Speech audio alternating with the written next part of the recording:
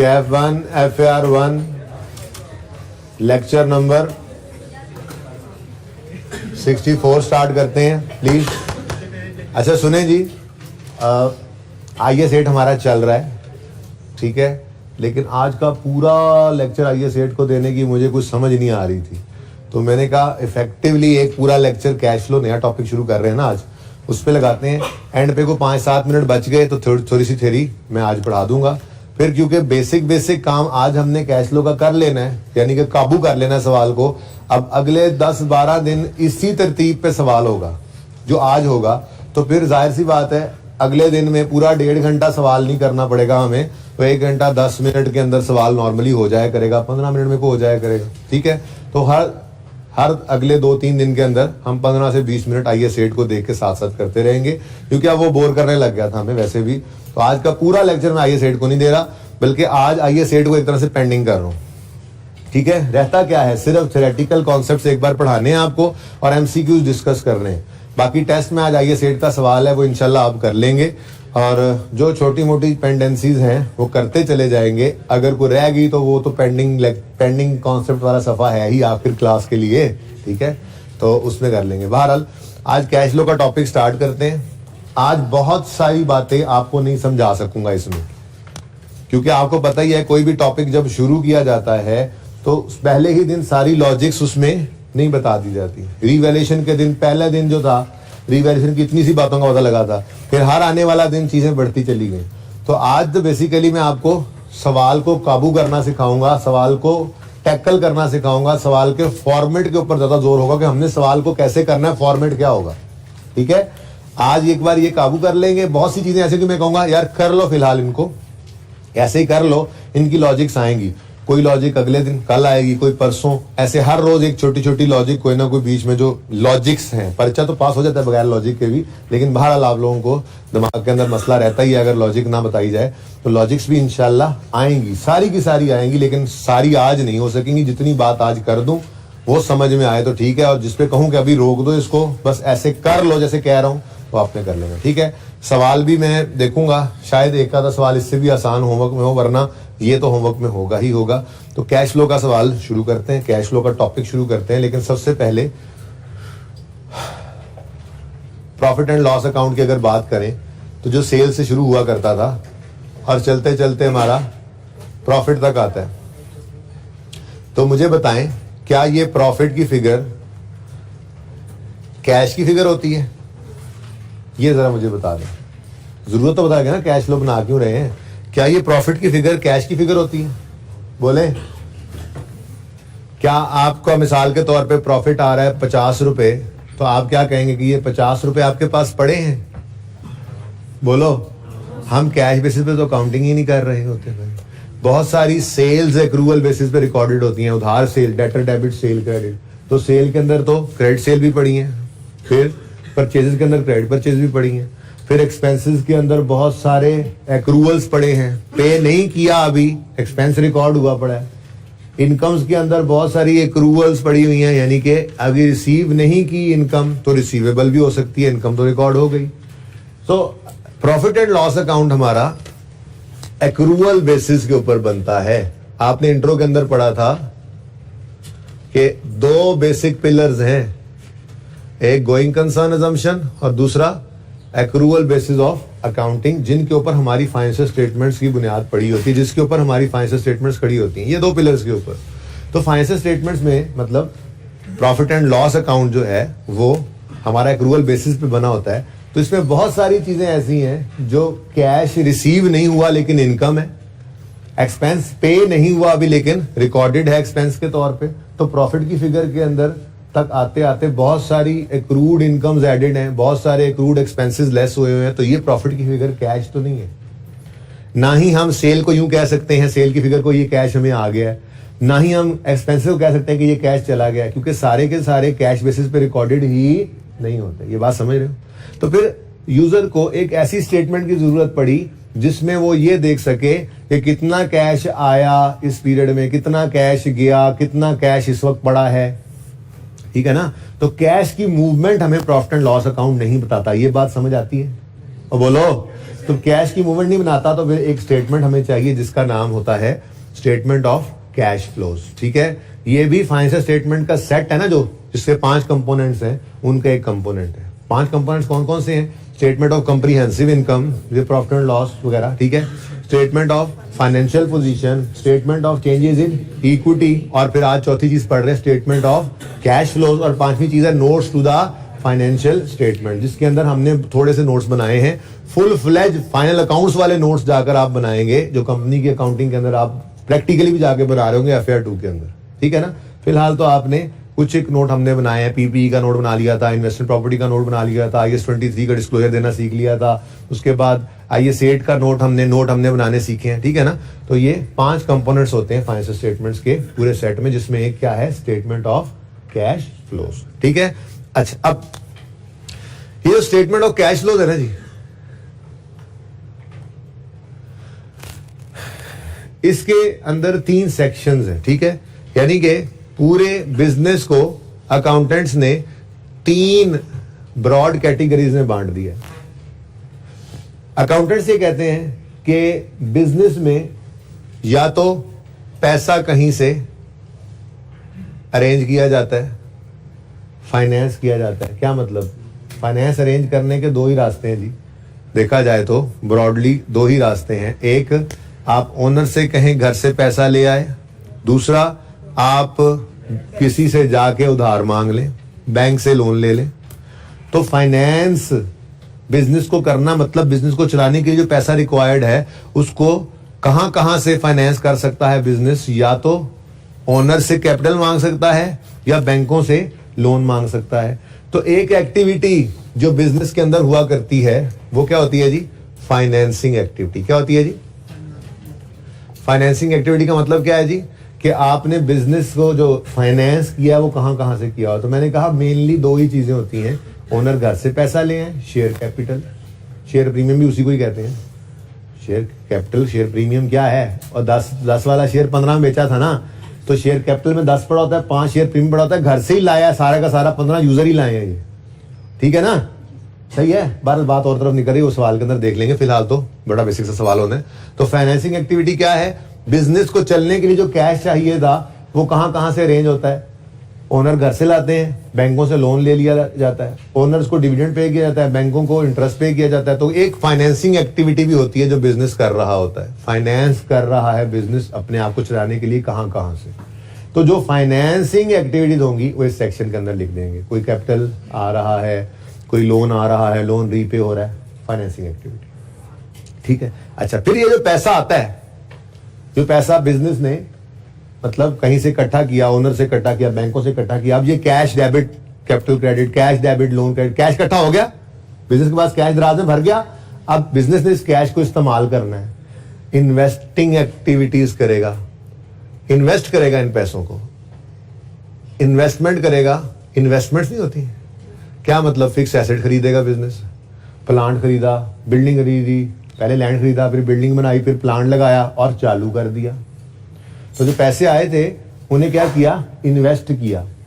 Investment normally trading business या manufacturing business investment किस में करते हैं? जो पैसा ओनर से आता है उसकी फैक्ट्री लगाते हैं, चीजें बनाते हैं और फिर चीजें बेच रहे होते हैं। ठीक है, तो इन्वेस्टिंग एक्टिविटी जो आपने फिक्स एसेट खरीदे या बेचे, नॉन करंट एसेट्स जो खरीदते हैं और बेचते हैं, उस एक्टिविटी को, इस बिजनेस की एक्टिविटी को इन्वेस्टिंग एक्टिविटी कहा जाता है। ठीक है, पैसा लिया कहीं से भी, इकट्ठा किया, उसकी इन्वेस्टमेंट की, और फिर इन्वेस्टमेंट यानी फिक्स एसेट खरीद के अब स्टार्ट होते हैं ऑपरेशंस। क्या स्टार्ट होते हैं जी?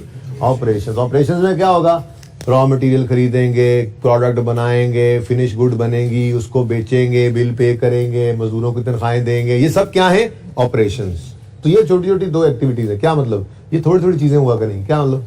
कहीं से पैसा अरेंज किया ओनर से या लोन लेके, इकट्ठा हुआ तो इन्वेस्टिंग एक्टिविटीज की। क्या किया जी? कोई फिक्स एसेट खरीदा, प्लांट खरीद लिया जी, मशीनरी खरीद ली जी, व्हीकल खरीद लिया जी, कुछ बेच भी दिए, इन्वेस्टिंग एक्टिविटीज में आ जाएंगे। और फिर बाकी सारी एक्टिविटीज जो बिजनेस की ऑपरेशंस की एक्टिविटीज है वो ऑपरेटिंग एक्टिविटीज के कॉलम में आया करेंगे, ऑपरेटिंग एक्टिविटीज के सेक्शन में आया करेंगे। ठीक है जी, ऑपरेटिंग एक्टिविटीज वो जो ऑपरेशंस से रिलेटेड कैश फ्लोज होंगे, वो इस एक्टिविटी में आएंगे। तो इस हमारी कैश फ्लो स्टेटमेंट के अंदर 3 सेक्शन बना करेंगे। ऑपरेटिंग एक्टिविटीज के सेक्शन के अंदर ऑपरेशंस से रिलेटेड सारे कैश इनफ्लोज और आउटफ्लोज आएंगे। इन्वेस्टिंग एक्टिविटीज के सेक्शन के अंदर जो फिक्स एसेट खरीदे या बेचे उनके cash flows focus cash flows पे होगा, उनके कैश फ्लोज हमारे सामने यहाँ इस सेक्शन में आएंगे।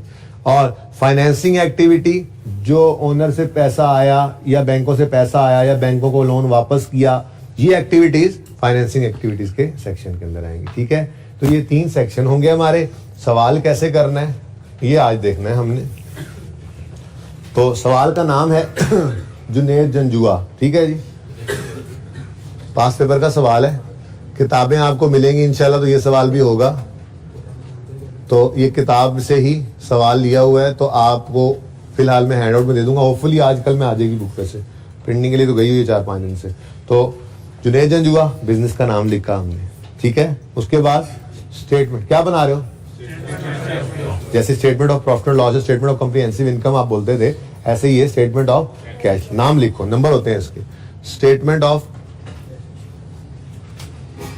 कैश फ्लोज, और ये फॉर द पीरियड बनती है। तो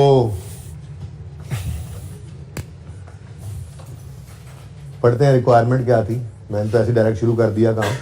रिक्वायरमेंट है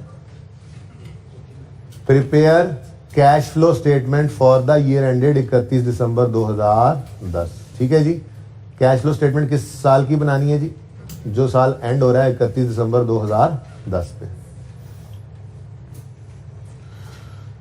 चलो जी, ये सही है। बैलेंस शीट एक बार नजर आ जाए, इनकम स्टेटमेंट बाद में। ठीक है, हाँ भाई, कोई मसला है यहाँ तक? फॉर द ईयर तो लिखा हो, मसला तो है ना।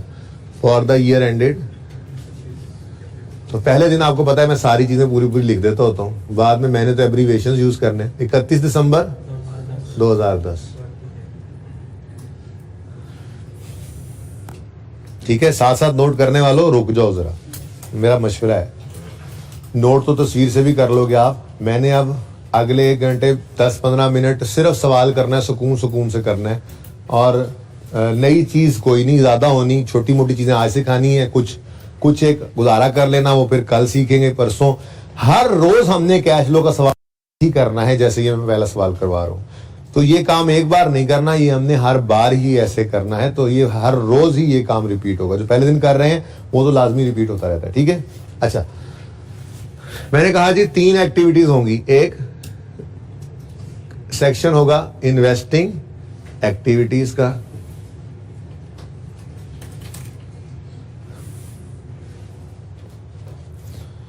मैं तो इसके लिए पहला सेक्शन अलग कर दिया करूंगा ऐसे।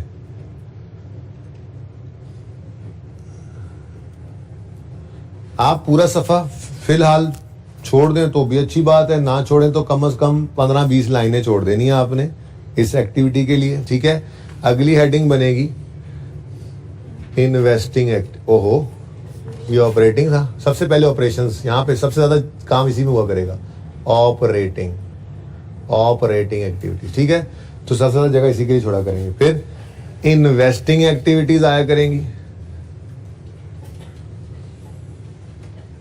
मेरा फेवरेट टॉपिक है ये वैसे, यानी कि ये बहुत आसान लगता है मुझे। FAR 1 में कुछ मुश्किल लगा है अभी तक? वैसे है ही नहीं कुछ मुश्किल यार। वैसे यार आप लोग बस खुद रोज पढ़ लें, ये मुश्किल है। होमवर्क रोज का काम रोज करें, मुश्किल है। हर हफ्ते टेस्ट दें और मेहनत करके तैयारी करके और पास होने की नीयत से जितने टाइम का उतने टाइम के ऊपर जोर लगा के वो टेस्ट दें और पास करें, ये मुश्किल है। मुश्किल ये बातें होती हैं, छुट्टी ना करना, रेगुलर रहना, रोज आना क्लास में, ये मुश्किल है। ठीक है ना, मुश्किल काम ये है। अकाउंटिंग मुश्किल नहीं है, मुश्किल है सेल्फ डिसिप्लिन। बना लो जितनी जल्दी अपने आप को डिसिप्लिन, फायदा हो जाएगा। इन्वेस्टिंग एक्टिविटी है, आप इसके लिए 4-5 लाइनें छोड़ देंगे। चले मैं यूं लिख देता हूं, 6 लाइनें इसके लिए छोड़ देना। ठीक है, उसके बाद क्या है जी आखिर में? तीसरी एक्टिविटी है फाइनेंसिंग एक्टिविटी होती है। तो ये 3 एक्टिविटीज हो सकती हैं। तो आप दूसरा सफा इसके लिए छोड़ दिया करेंगे सवाल पर्चे में। ठीक है ना, पहला सफा हेडिंग बनाई, क्या चीज की हेडिंग बनाओगे? ऑपरेटिंग एक्टिविटी की हेडिंग बनाओगे और पहला सफा खाली। ठीक है, फिर फाइनेंसिंग इन्वेस्टिंग एक्टिविटी की हेडिंग बनाओगे, 7-8 लाइनें इसके लिए खाली, फिर फाइनेंसिंग एक्टिविटी की हेडिंग बनाओगे और बाकी सफा खाली। अभी 2-3 चीजें इसके अंदर और ऐड कर लेंगे एंड पे आके, ठीक है जी, ठीक है। अच्छा उसके बाद अच्छा एक सफा ना उसूलों के लिए रख लो, उस पर छोटे मोटे उसूल लिखा दूंगा मैं, जरा काम देंगे आपको फिलहाल पर्चे के अंदर, ठीक है ना। तो एक सफे पे सिर्फ आपने उसूल लिख लेना, उस पर फिर और कुछ नहीं लिखना, एक सफा काफी होगा, सारी कैश लो के छोटे मोटे उसूल उसके ऊपर आ जाएंगे इंशाल्लाह। फिर मैं देख लूंगा कोई एक हैंड रिटन सफा दे भी दूंगा आपको हाथ से लिख के, कोई जरूरत पड़ी तो। अच्छा उसके बाद हमारी पेट वर्किंग जो हुआ करेगी सबसे पहली वाली, वो हुआ करेगी कैश एंड कैश इक्विवेलेंट की। ये सारी बातें आपको पता नहीं अजीब लग रही होंगी, लेकिन ये गरीब भी लग रही होंगी आपको, मुझे पता है, अजीब वाओ गरीब, लेकिन ये आने वाले दिनों में आपको आदत पड़ जाएगी। ख्वाब से भी आपको उठा के तो गहरी नींद से उठा के कहेगा हाँ जी आपको तो कैश एंड हाँ ये 1 2 3 4 ये चीजें आती हैं इसमें, ठीक है ना। अभी तो पहला दिन है आज, ठीक है। अच्छा कैश एंड कैश इक्विवेलेंट का मतलब होता है कैश और कैश से मिलती जुलती चीजें, ठीक है। इसके अंदर कैश इन हैंड भी आता है, ये कैश ही होता है, कैश एट बैंक भी आता है, ये भी कैश ही होता है, ये बताते खुद कैश है, ठीक है। और फिर इससे मिलती जुलती चीज क्या है, शॉर्ट टर्म इन्वेस्टमेंट्स अगर हो तो, क्या चीज जी, शॉर्ट टर्म इन्वेस्टमेंट्स। क्या मतलब, प्राइस बॉन्ड पड़े, जब जरूरत पड़नी है जाके तोड़वाने, तोड़वा के पैसे आ जाने, तो समझो कैश ही है ना, ठीक है। ये 3 चीजें पॉजिटिव कैश पड़ा होता है। असल में ना हम यहाँ पे ये बता रहे होते हैं कि एकदम से कितना कैश हमारे पास अवेलेबल हो सकता है या हमें देना पड़ सकता है, ये भी बता रहे होते हैं। यानी यहीं पर ये पॉजिटिव अगर है ना, तो यहीं पर इसी वर्किंग के अंदर शॉर्ट टर्म लोन बैंक से अगर लिया हुआ है तो वो माइनस साइन के साथ शो करते हैं, और इसी के अंदर बैंक ओवरड्राफ्ट क्या होता है, शॉर्ट टर्म लोन ही होता है।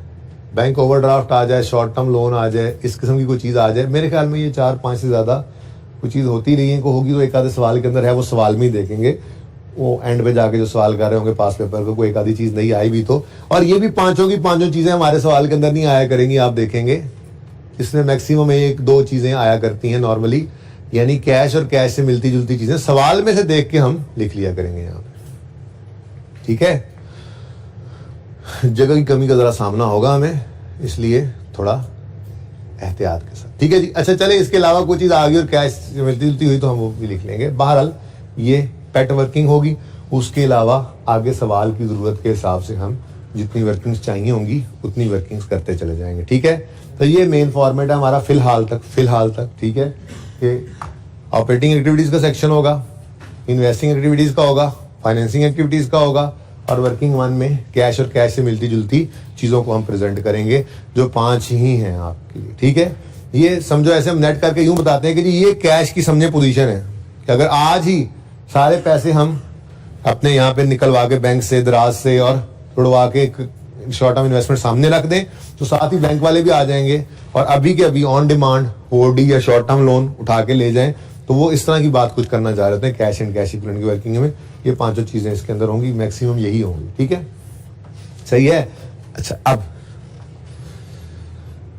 सवाल के अंदर हमें 1 साल की इनकम स्टेटमेंट और 2 साल की बैलेंस शीट दी हुआ करेगी। कैश फ्लो के सवालों के अंदर जरूरी है ये 1 साल की इनकम स्टेटमेंट और 2 साल की बैलेंस शीट, ठीक है।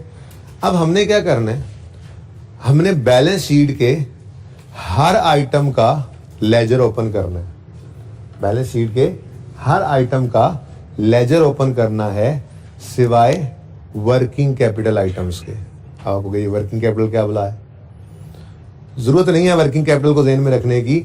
वैसे ये कॉन्सेप्ट तो कॉस्ट के टॉपिक का है, ठीक है, लेकिन वर्किंग कैपिटल रेशियोज को हम FAR 1 के अंदर पढ़ेंगे तो वहां पे आपको मजीद अंदाजा भी होगा।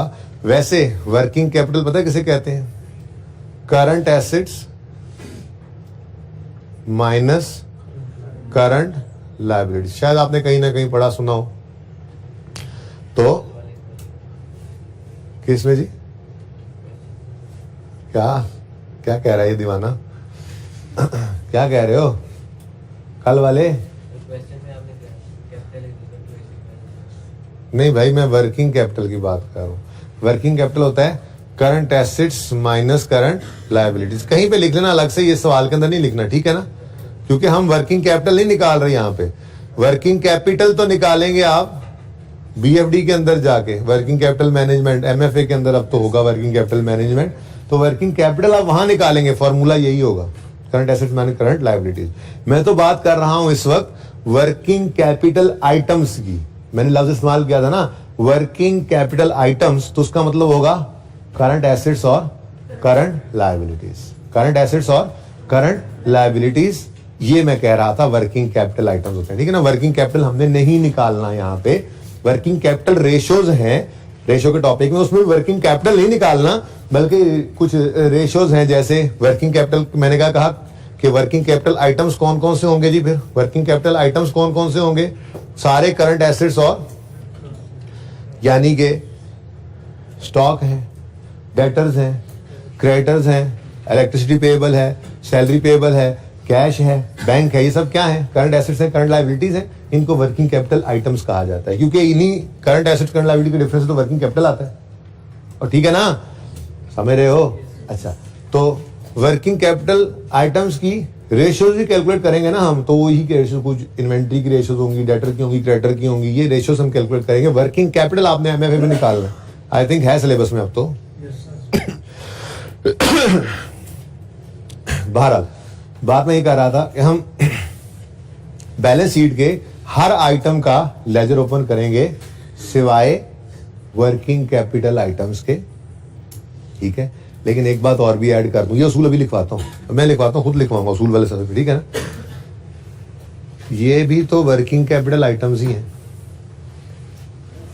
ठीक है, इनकी अपनी जगह है, ये वर्किंग वन में चले जाया करेंगे, ठीक है। तो सबसे पहला उसूल लिखें, फिर उसको अप्लाई करते हैं। उसूलों में सबसे लिखें।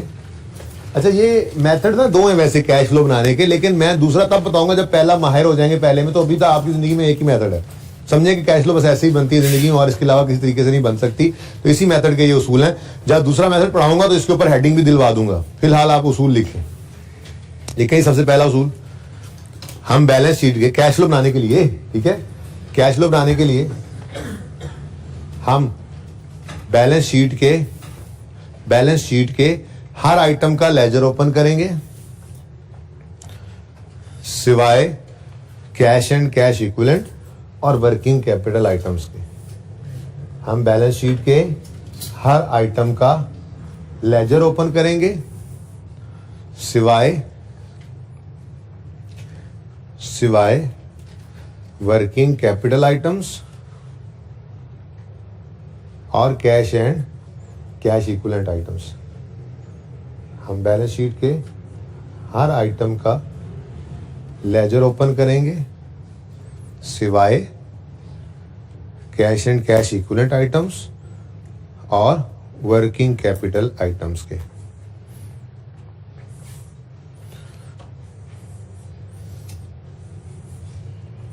लिख लिया सबने? लिख लेंगे तो फिर अगली बात भी करूंगा ना। अच्छा भाई देखो, कैश एंड कैश इक्विवेलेंट का लेजर ओपन नहीं करना, उसकी अपनी वर्किंग मौजूद है, ठीक है। और वर्किंग कैपिटल आइटम्स जो हैं, इनके अलावा बाकी डेटर्स हैं, क्रेडिटर्स हैं, इन्वेंट्रीज हैं, एक्रूअल प्रीपेमेंट्स हैं, ढेर सारे, उनका क्या करना है, उनको भी लेजर नहीं बनाना, उनको मेन वर्किंग में डायरेक्ट कुछ करेंगे, ठीक है ना। वो आज सिखाता हूं थोड़ी देर में, ठीक है। फिलहाल तो सवाल को पढ़ना शुरू करते हैं, ठीक है। इधर देखें, स्टार्टिंग पॉइंट याद रखिएगा, हमेशा क्या हुआ करेगा, प्रॉफिट बिफोर टैक्स। क्या हुआ करेगा जी?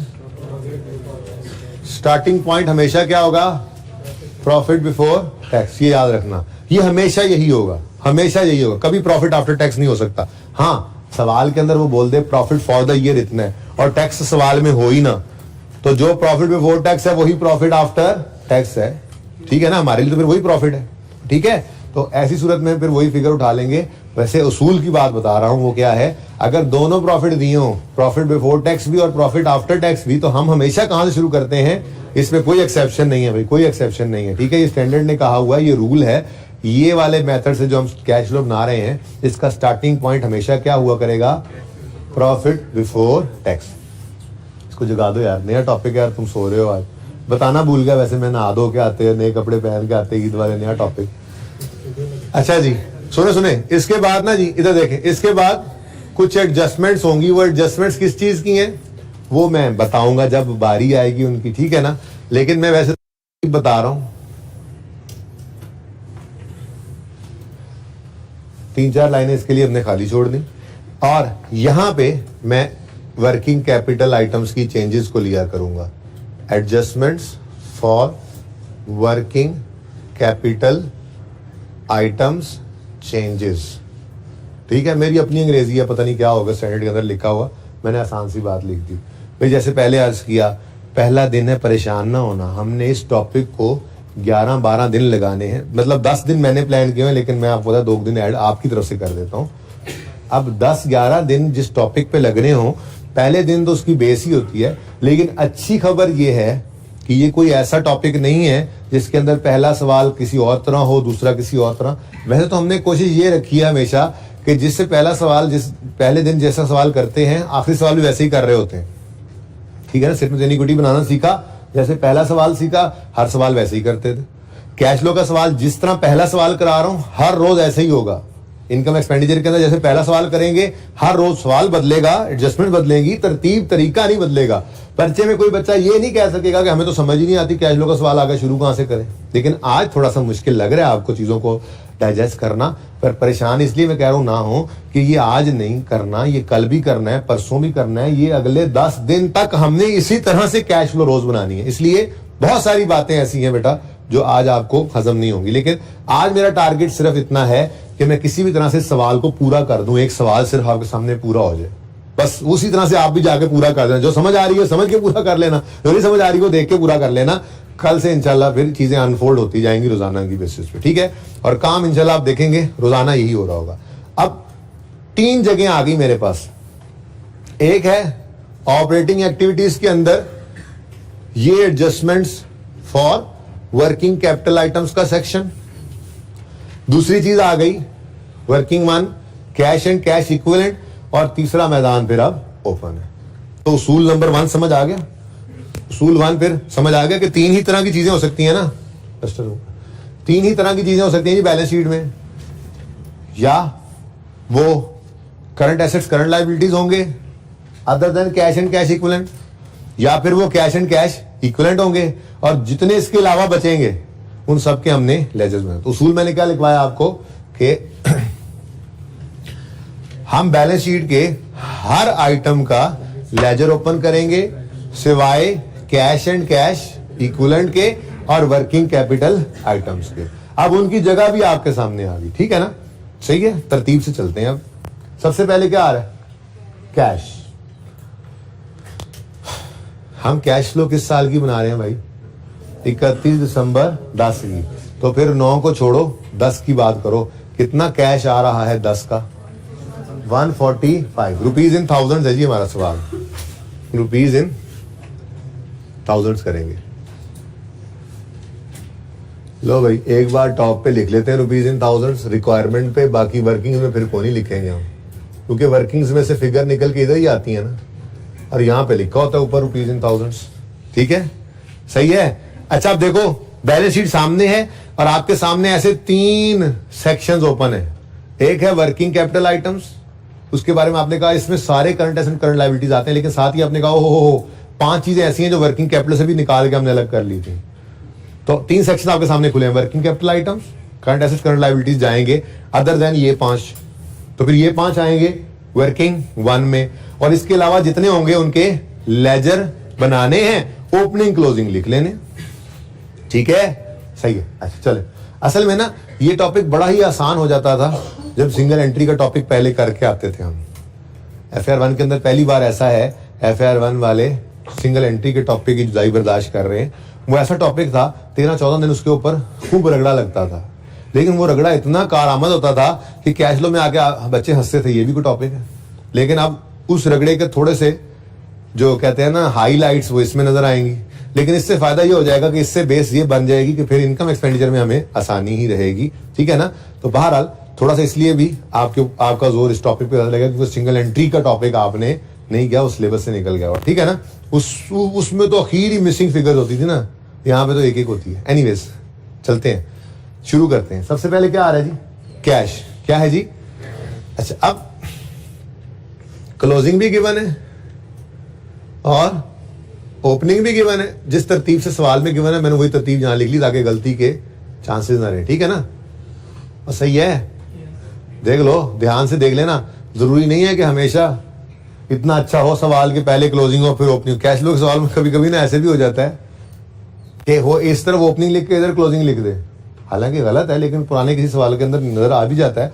पर्चे में ऐसा कभी कर दे तो ये ना हो हर ओपनिंग क्लोजिंग बना खड़ा हो, हर क्लोजिंग हो, तो ध्यान से एक बार देख लेना है, ठीक है ना? तो ये हमारे पास क्या है जी? क्लोजिंग है और ये ओपनिंग है, ठीक है? अच्छा तो कैश ओपनिंग कितना है? 32 और क्लोजिंग 32 और 145, ठीक है जी? बस फिगर उठा के लिख रहे हैं, कुछ नया काम नहीं करना। और जब मैं ये सब कुछ लिख लूंगा ना, साथ साथ नोट ना करें, तब मैं फिर रुकूंगा 2 3 4 मिनट और आपने ये सारा सवाल यहां से जैसे देख के मैंने पोस्ट किया ना वैसे पोस्ट करना। इसलिए साथ साथ ना पोस्ट करें, साथ साथ सिर्फ देखें ध्यान से, ठीक है? नेक्स्ट तसल्ली से। सवाल ये पूरा नहीं ना होगा, पूरा नहीं होगा, जहां पे रुक गया रोक देंगे, तेजी नहीं करनी मैंने, ठीक है? कल फिर नए सिरे से शुरू कर देंगे। मैं पहला सवाल 2 दिन में करा दूंगा, मुझे कोई मसला नहीं है, ठीक है ना? लेकिन ये सवाल संभालना है, इसलिए जरा ध्यान से देखते रहें। पहला दिन, ओके? नेक्स्ट क्या है जी? Account receivable, debtors. डेटर्स आसानी के लिए डेटर्स कह दूं इसको, जरा आप लोगों को डेटर्स इजी लगता है ना, डेटर्स। अच्छा, अब डेटर्स क्या वर्किंग वन में नजर आ रहे हैं? क्या ये करंट एसेट करंट लायबिलिटी में से कोई चीज है? Yes, this is the current asset, this is the current asset. ये तो वर्किंग कैपिटल आइटम है, तो इसने तो फिर इधर आना है। अब करना क्या है इसका ये मैंने अभी नहीं बताया, बस लिख लो, फिलहाल लिख लो। अभी इनकी बात ना एंड पे करेंगे, वरना ये अभी कर दूं ना तो उलझने लग जाओगे। फिलहाल सिर्फ डाटा लिखना है हमने, ठीक है ना? तो डेटर पेंडिंग कर दिया मैंने, डेटर पेंडिंग कर दिया, लिख लेंगे यहाँ पे आप, ताकि पता हो कि यहाँ पे इसने आना है, जो भी उसका होना है यहाँ पे होना है, ठीक है ना? इसके एक जुगाड़ बनाएंगे। लॉजिक तो चौथे 5वें लेक्चर में जाके दूंगा इसकी, जो काम यहां करना है। फिलहाल सिर्फ वो जुगाड़ बताऊंगा जो एरर फ्री तरीका है। पर्चे में मुफ्त के नंबर मिलेंगे, गलती कभी नहीं हो सकती उससे, वो पक्का हो जाएगा 3-4 दिन में, पर्चा पास होना पक्का हो जाएगा। लॉजिक फिर बता दूंगा इंशाल्लाह, ठीक है ना? सिर्फ इस सेक्शन की लॉजिक बहुत डिले चली जाएगी, बाकी सारी तो 1 बाय 1 आपको डे बाय डे मिल ही रही होंगी, ठीक है? ओके, हाँ, 4-5 दिन बाद इधर जो करना है उसकी लॉजिक बाद में। बहरहाल फिलहाल तो यहाँ पे कुछ कर भी नहीं रहे, तरतीब से चल रहा हूं मैं। सबसे पहले कैश मिला, कैश इन कैश इक्विवेलेंट में लिया, उसूल ज़हन के अंदर है। हर चीज का लेजर बनाना है सिवाय इन 5 के और करंट, बाकी करंट एसेट करंट लायबिलिटीज के। बाकी current asset current liabilities working capital items की चेंजेस में आ जाएंगे इस सेक्शन में डायरेक्ट। फिर 5 चीजें कैश इन कैश इक्विवेलेंट में है। इसके अलावा जो भी बैलेंस शीट में नजर आए उसका आपने लेजर ओपन करना, ठीक है? तो डेटर्स नजर आए, डेटर्स ले गए, करना क्या है बाद में बताता हूं। नेक्स्ट, लॉन्ग टर्म इन्वेस्टमेंट, ये पढ़िए, लेजर बनाए, फिर बनाए नहीं, रुके। आप लोगों ने साथ साथ नहीं नोट करना प्लीज, वरना फायदा नहीं होगा बेटा। आप सिर्फ देखें एक बार, मैं रुकूंगा, फिर आपने बगैर इधर देखे सवाल को कोशिश, हाँ फॉर्मेट बना लेना आपने पहले देख के, कोई मसला नहीं, आज पहला दिन है। और अभी इसमें कुछ चीजें ऐसी हैं फॉर्मेट के अंदर जो पेट हुआ करेंगी, तो कल से ऑनवर्ड ऐसा होगा कि सवाल शुरू करते ही वो पेट फॉर्मेट बना लिया करेंगे, ठीक है? और वो मिनट 1.5 मिनट में बनाना टारगेट होगा हमारा, उसके बाद सवाल शुरू कर देंगे, ठीक है? तो भाई क्या है जी? Long term, long term working है भाई, आप एब्रीविएशन यूज कर सकते हैं। बहरहाल लॉन्ग टर्म इन्वेस्टमेंट, ओपनिंग कितना है? 170 और क्लोजिंग कितना है? 220। बस ये ओपनिंग क्लोजिंग लिखते हैं, जो ओपनिंग पिछले साल का क्लोजिंग इस साल का ओपनिंग बना होगा ना, और इस साल का क्लोजिंग भी सवाल हमें बता रहे हैं कितना है? 220, ठीक है? ठीक है जी, ओके। उसके बाद आगे बढ़ो, नेक्स्ट क्या है? इन्वेंट्री। क्या ये वर्किंग कैपिटल आइटम है? है तो सही, कौन सा वाला? इन 5 में से, तो फिर कहां जाएगा? तो यहां लिख लो, इन्वेंट्री करना क्या है ये तो अभी नहीं बता रहा, ये अब 10-15 मिनट बाद बताऊंगा, 10 मिनट बाद, जब आप ये बाकी नोट कर लेंगे, ठीक है ना? तो ये टिक होने से भी अभी रहे हुए हैं, इन्वेंट्री भी, ठीक है? ये स्टार अभी रहता है, ये अभी रहता है। नेक्स्ट क्या है जी? प्रीपेड इंश्योरेंस यानी प्री पेमेंट। प्रीपेड इंश्योरेंस है, करंट एसेट है? करंट एसेट है? नहीं है करंट एसेट? करंट एसेट नहीं है तो फिर की है? तो प्रीपेड एक्सपेंस आज पे कर दिया है, अभी यूज अप नहीं की सर्विस, तो वो एसेट ही है। हाँ भाई, करंट एसेट है? प्री पेमेंट सवाल खामोश हो तो नॉर्मल असम्पशन करंट एसेट ही होता है। जैसे पेएबल पड़ा हो तो नॉर्मल असम्पशन क्या होती है? वो करंट एक्रूअल प्री पेमेंट्स, ठीक है। तो प्री पेमेंट है, करंट एसेट है। करंट एसेट है तो लेजर नहीं बनाना, ठीक है। लेकिन इन 5 में भी नहीं आ रहा तो कहां चला जाएगा? Prepaid insurance.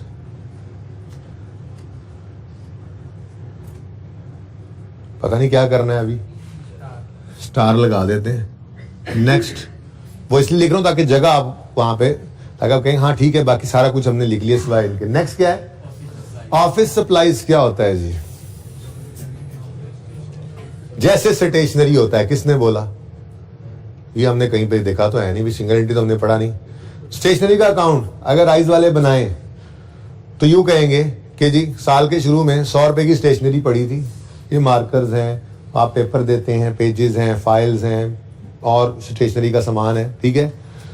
तो कुछ स्टेशनरी पड़ी है पीरियड के स्टार्ट में और कुछ इन्होंने खरीदी, तो stationery debit cash credit, let's say 1500 रुपए की स्टेशनरी इन्होंने खरीदी, ठीक है।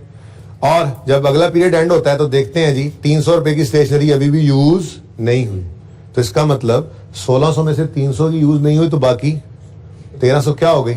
एक्सपेंस हो गई। एक्सपेंस कह लें इसको, कंज्यूम्ड कह लें इसको, बात समझे हो? तो ये किसी भी और एक्सपेंस के जैसा एक एक्सपेंस अकाउंट है, लेकिन इसमें ओपनिंग बैलेंस और क्लोजिंग बैलेंस आने का मतलब क्या है? वो स्टेशनरी जो हमने खरीदी, आपको जी अभी पिछले पीरियड में कोई नहीं था, अब ये लो ज्यादा इजी कर ले, वो इन्वेंट्री, वो स्टेशनरी जो हमने खरीदी और अभी इस्तेमाल होने से रह गई, तो वो सारे का सारा स्टेशनरी एक्सपेंस तो नहीं बनना चाहिए। सिंपल सी बात है। उसको क्या कहेंगे? इसको स्टॉक कहेंगे। ये करंट एसेट है तो हमारे पास फिर 1200 रुपए का एक्सपेंस आ जाएगा। हम कहेंगे जी प्रॉफिट एंड लॉस में जाना होता है 1200, कहेंगे जी 1200 एक्सपेंस आउट हो गया और क्लोजिंग में ये स्टॉक हमारे पास पड़ा है, ठीक है। तो इंट्रो की रिवीजन है। इंट्रो में स्टेशनरी एक्सपेंस बचपन में पहले पढ़ते थे, सिर्फ एक्सपेंस है। फिर आगे जाके आपको एक्रूअल प्रीपेमेंट कोड ऑप्शन बताया जाता था कि जो अनयूज्ड स्टेशनरी हो वो ऐसे स्टॉक बन जाती है। ये किसी भी और एक्सपेंस जैसा अकाउंट है। जैसे इलेक्ट्रिसिटी एक्सपेंस होता था, रेंट आती थी या पेएबल आता था, रेंट एक्सपेंस होता था, प्री पेमेंट आती थी या पेएबल आता था। फिर payment of expense debit cash credit होता था। क्लोजिंग में पेएबल आता था या प्रीपेड आता था और balancing figure profit and loss में जाती थी। तो बिल्कुल वैसा ही एक अकाउंट है ये भी, और ठीक है। अच्छा, एनीवेज लेजर बनाना नहीं है, क्यों? क्योंकि हमने ये उसूल तय कर लिया है कि बैलेंस शीट के हर आइटम का लेजर बनाएंगे सिवाय वर्किंग कैपिटल आइटम्स के और cash and cash equivalent items के। तो ये भाई करंट एसेट है। स्टेशनरी क्या है? स्टेशनरी का स्टॉक करंट एसेट है। तो करंट एसेट्स, करंट लायबिलिटीज, ये तो वर्किंग कैपिटल आइटम्स हैं और इन 5 में नहीं है तो इसको भी यहां पे आना चाहिए। तो क्या था? अच्छा, ये ऑफिस सप्लाईज थी, सॉरी। ऑफिस सप्लाईज को स्टेशनरी कहते हैं भाई, ठीक है। चलो ऑफिस सप्लाईज ही लिखते हैं, माजरत जी, पता नहीं अब इनका करना क्या है। चलो जान छूटी बहरहाल इनसे। अब नेक्स्ट क्या है जी? लैंड। लैंड क्या वर्किंग कैपिटल आइटम है? करंट एसेट है? करंट लायबिलिटी है? वर्किंग कैपिटल आइटम तो नहीं है। क्या कैश एंड कैश इक्विवेलेंट है? नहीं। तो फिर क्या है? लेजर वाला आइटम है। तरतीब समझ रहे हो? मैं बहुत स्लो चल रहा हूं यार, इससे स्लो हो नहीं सकता। अब इससे मैं क्या स्लो करूंगा? लैंड ओपनिंग बता दो मुझे, 2500 और क्लोजिंग 1810। ये कहां से मिले ओपनिंग क्लोजिंग? ये देखो 2500 1810, ये 3 अभी रहते हैं और ये एक भी रहता है, ये स्टार लगा हुआ, इनको एंड पे देखेंगे, ठीक है। सही है। नेक्स्ट है जी बिल्डिंग। बिल्डिंग के बारे में बताओ, क्या ये वर्किंग कैपिटल आइटम है? ना तो ये करंट एसेट है ना करंट लायबिलिटी। क्या ये कैश एंड कैश इक्विवेलेंट है? नहीं। तो फिर लेजर बनाएंगे, तो बिल्डिंग का लेजर नंबर 4 यहां बना लेते हैं।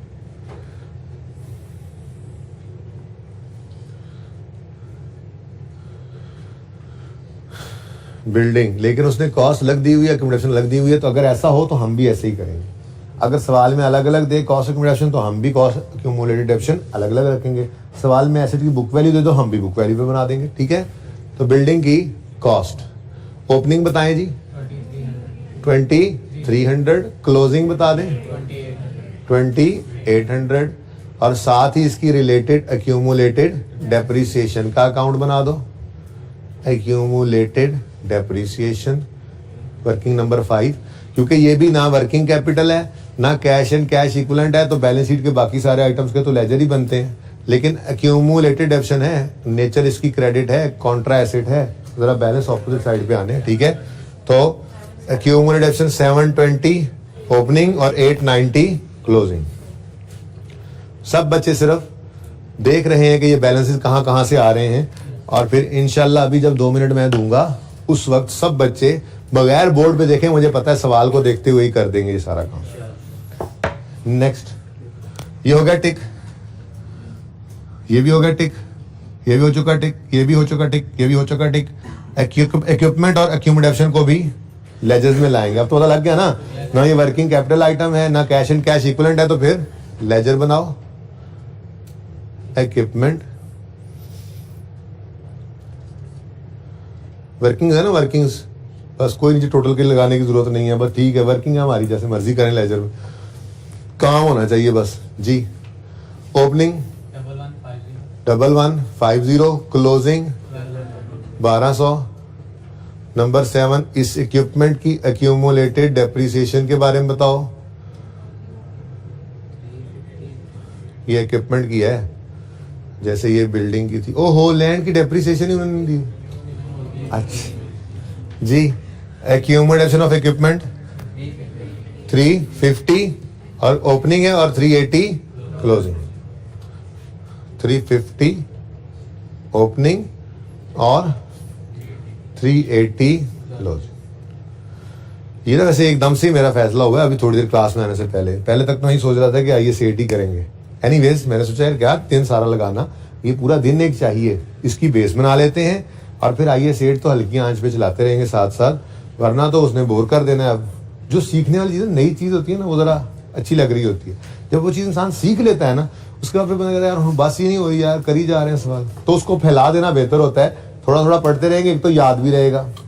इस टेस्ट में आ जाएगा, टर्म टेस्ट में फिर आ जाएगा, फिर टर्म टेस्ट 2 होना है जी, मॉक में फिर आ जाएगा, तो वो बार बार रिवाइज होती रहती हैं चीज़ें। ठीक है ना, इस तरह से फायदा होता है। हाँ जी, आगे बढ़े। नेक्स्ट, अकाउंट पेएबल, ये क्रेडिटर्स को कहते हैं, मुश्किल पुराना नाम क्रेडिटर्स। हाँ भाई, working capital, working capital item है। क्रेडिटर्स लिख लेता हूँ, जरा आसानी होती है आपको। अकाउंट्स पेएबल मैंने लिख दिया, क्रेडिटर्स वैसे सवाल में जो लिखा हो वही लिखना है आपने, पर पहले दिन मैंने जरा लिख दिया क्रेडिटर्स। ठीक है। नेक्स्ट, वेजेस पेएबल भी करंट लायबिलिटी है, वर्किंग कैपिटल का आइटम है, तो वेजेस पेएबल। इतने नंबर ऑफ आइटम्स ये वाले किसी और सवाल में इकट्ठे नहीं है, 3 से 4 होते हैं, 3 को होते हैं मैक्सिमम। तो इसीलिए मैंने ये सवाल सबसे पहले करवाया कि जो जुगाड़ आज सिखाना है ना वो पक्का याद हो जाए। पक्का याद हो जाएगा तो इंशाल्लाह पर्चे के लिए तैयार हो जाएंगे। लॉजिक्स विल कम इंशाल्लाह with the passage of time. अच्छा, वेजेस पेएबल भी स्टार वाला हो गया। शॉर्ट टर्म इन्वेस्टमेंट लेजर नहीं बनाएंगे, वर्किंग कैपिटल में लेके जाएंगे। अच्छा, कैश एंड कैश इक्विवेलेंट है, शॉर्ट टर्म लोन। ओपनिंग कितना है जी? ओपनिंग 580, क्लोजिंग भी 580, कोई गल नहीं। लेकिन ये ध्यान में रखो, ये शॉर्ट टर्म लोन है, 580 क्लोजिंग, 580 क्लोजिंग। बाकी जो चीजें नहीं है वो नहीं है, बस फिर क्या हो सकता है। तो कहने का मतलब ये कि मैंने आपको बताया था कि सवाल में 2 से 3 दो चीजें मैंने देखा नॉर्मली आती हैं। कभी एक आइटम होता है इसमें से, कभी 2 होते हैं, कभी हद हो जाए तो 3। ठीक है, लेकिन लिख दिए हमने 5, इनमें से जो आया करेंगे यहाँ पे लिख दिया करेंगे। ठीक है, ठीक है, ओके। अच्छा जी, उसके बाद भाई क्या है? Long term loan, working capital item है। अच्छा, sorry, cash and cash equivalent है। अच्छा, अगेन सॉरी, यहां बना दूं नंबर 8, थोड़ी तरतीब आगे पीछे होगी, माजरत। लॉन्ग टर्म, मैंने कहा था ये जरा दोनों इकट्ठे रहे इसलिए वहां पे ले गया था। तो long term loan brought down 1160, carry down 985। खुश रहा तो नहीं गया? अरे कैपिटल तुम उड़ाते हो अभी। चलो जी, कैपिटल का भी लेजर, कैपिटल तो वर्किंग कैपिटल है और वर्किंग कैपिटल इसलिए स्टार्ट बता दिया। Working capital means current assets minus current liabilities. Working capital item means जो करंट एसेट करंट लायबिलिटीज में वर्किंग कैपिटल आइटम्स कहलाते हैं, ठीक है ना। ये दूसरा कैपिटल है, शेयर कैपिटल जिसको कहेंगे 2-4 दिन बाद, ठीक है ना। अभी तो सवाल सोल प्रोपराइटर का सामने आ गया ना, फिर कंपनी के भी आएंगे, ठीक है। तो शेयर कैपिटल लिखा होगा, शेयर प्रीमियम लिखा होगा, रिटेन्ड अर्निंग्स आएंगी, ये सब कुछ पढ़ चुके हैं। डिविडेंड्स आएंगे, बोनस इश्यू आएगा, कैश डिविडेंड भी आएगा, ये सब कुछ हमने किया हुआ है भाई। राइट इश्यू आएंगे तो इस टॉपिक के अंदर भी वो यूज होंगे बस, ठीक है। ओके अच्छा जी, डरने की जरूरत नहीं, घबराना नहीं बस आपने। 3402 3884 ये कैपिटल का अकाउंट बन जाएगा नंबर 9।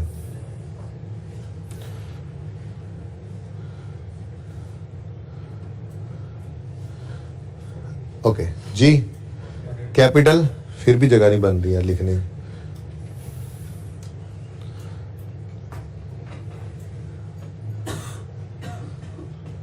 ओपनिंग बताएं। 3402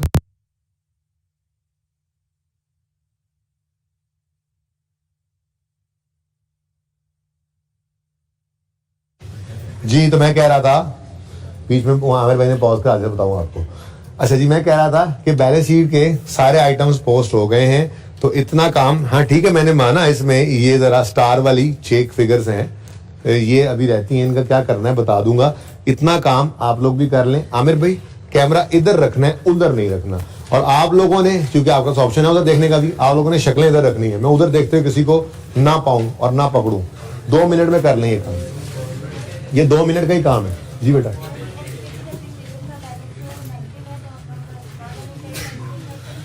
बेटा नहीं, असल में ना ये क्वेश्चन बच्चे का ये है कि क्यूमुलेटेड एप्शन का बैलेंस नेगेटिव आ रहा है।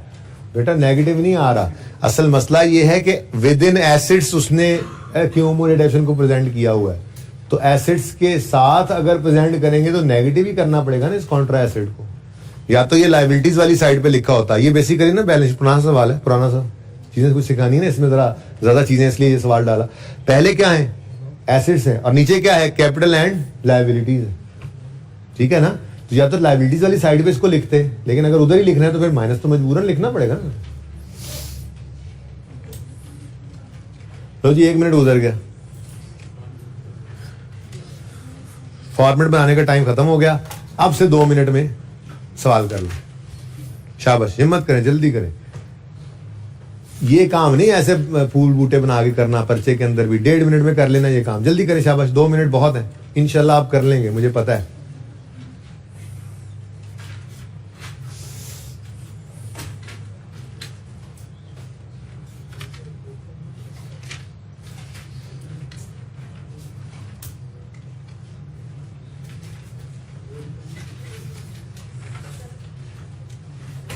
जी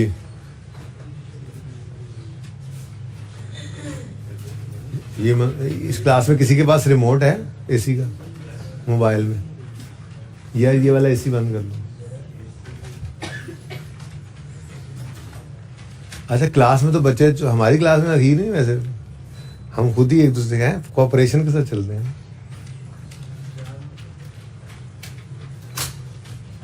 जागला बेटा, जिंदा रहे।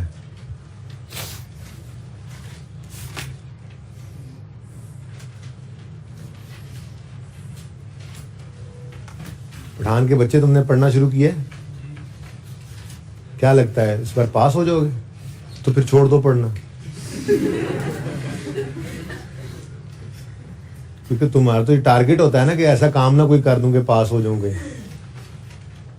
10 दिन लगातार आ गए यार, इतने रेगुलर जा रहा हूँ, कहीं पास हो गया तो 11 दिन छुट्टी कर ली, है ना।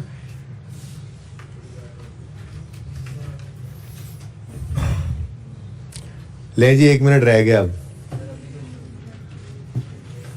चलें आपसे 2 मिनट ले लें, अब बस करें, अब इसके बाद कोई नहीं है, अब डिस्काउंट नहीं मिलेगा।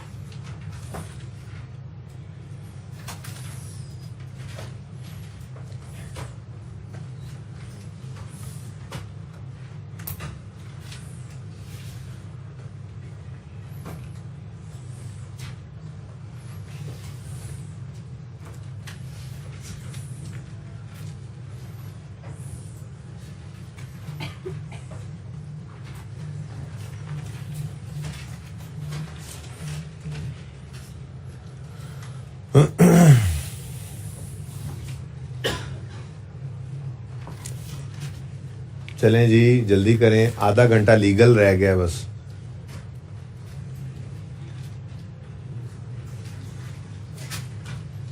लेकिन अच्छी बात यह कि आप सवाल खुद कर रहे हैं। I am in no rush at all. मैं सुकून से सवाल जितना हो गया करवा दूंगा। उम्मीद है हो भी जाएगा वैसे पूरा, क्योंकि कुछ भी डिस्कस नहीं किया आज हमने, फुल फ्लेज क्लास इसी पे रखी हुई है। लेकिन मैं ये चाह रहा हूँ कि आप साथ साथ सवाल करते भी जाएं ताकि आप कॉन्फिडेंट भी होते जाएं कि आज बहुत ज़्यादा कॉन्सेप्ट नहीं है। आज ज़्यादा फोकस हमारा है सवाल में, डाटा संभालने पे, फॉर्मेट पे। इंशाल्लाह कॉन्सेप्ट सारे ही सीखेंगे तभी आगे जाएंगे। कोई एक चीज़ भी ऐसी नहीं छोड़ेंगे इंशाल्लाह जिसके अंदर कॉन्सेप्चुअली आपको मसला हो। लेकिन अभी नहीं बेटा, पहले दिन नहीं।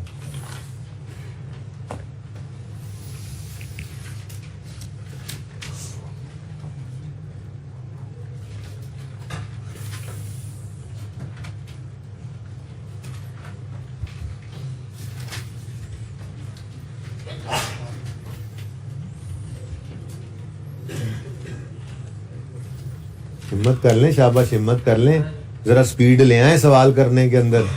ये फूल बूटे काम नहीं आने पर्चे में, बस पढ़ ले वो अच्छे तरीके से, ऐसे सवाल किया करो। इतनी कुछ स्पीड होनी चाहिए आपकी।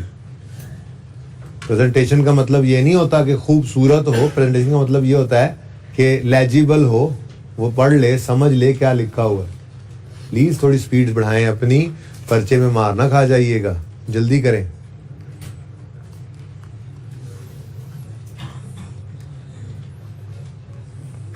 कितने बच्चे ये जितना काम मैंने करवाया ऑलरेडी कर चुके? जबरदस्त, 10 से 15 बच्चे हैं, बाकी भी हिम्मत करें।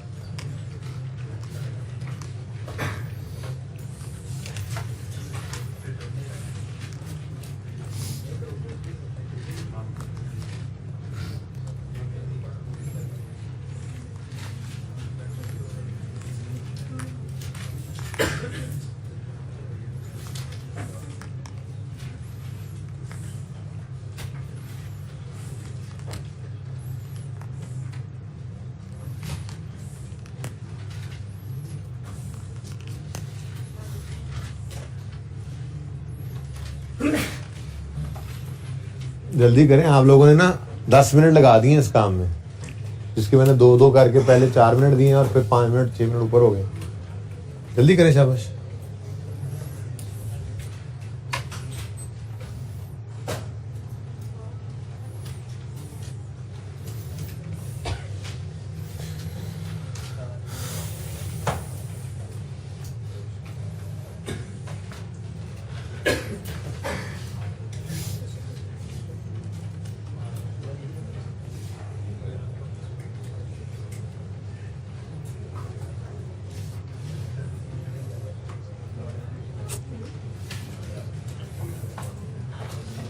प्लीज जल्दी कर लें। क्या कर रहे हैं आप लोग? किए ही जा रहे हैं, पता नहीं क्या किए जा रहे हैं। कहानी लिख रहे हैं। पानी पीऊं? चलो ये भी ठीक है। 2 मिनट 30 सेकंड पानी पीने पे लगा। मैं पानी पी के अब आगे बात शुरू कर देनी है तारों में।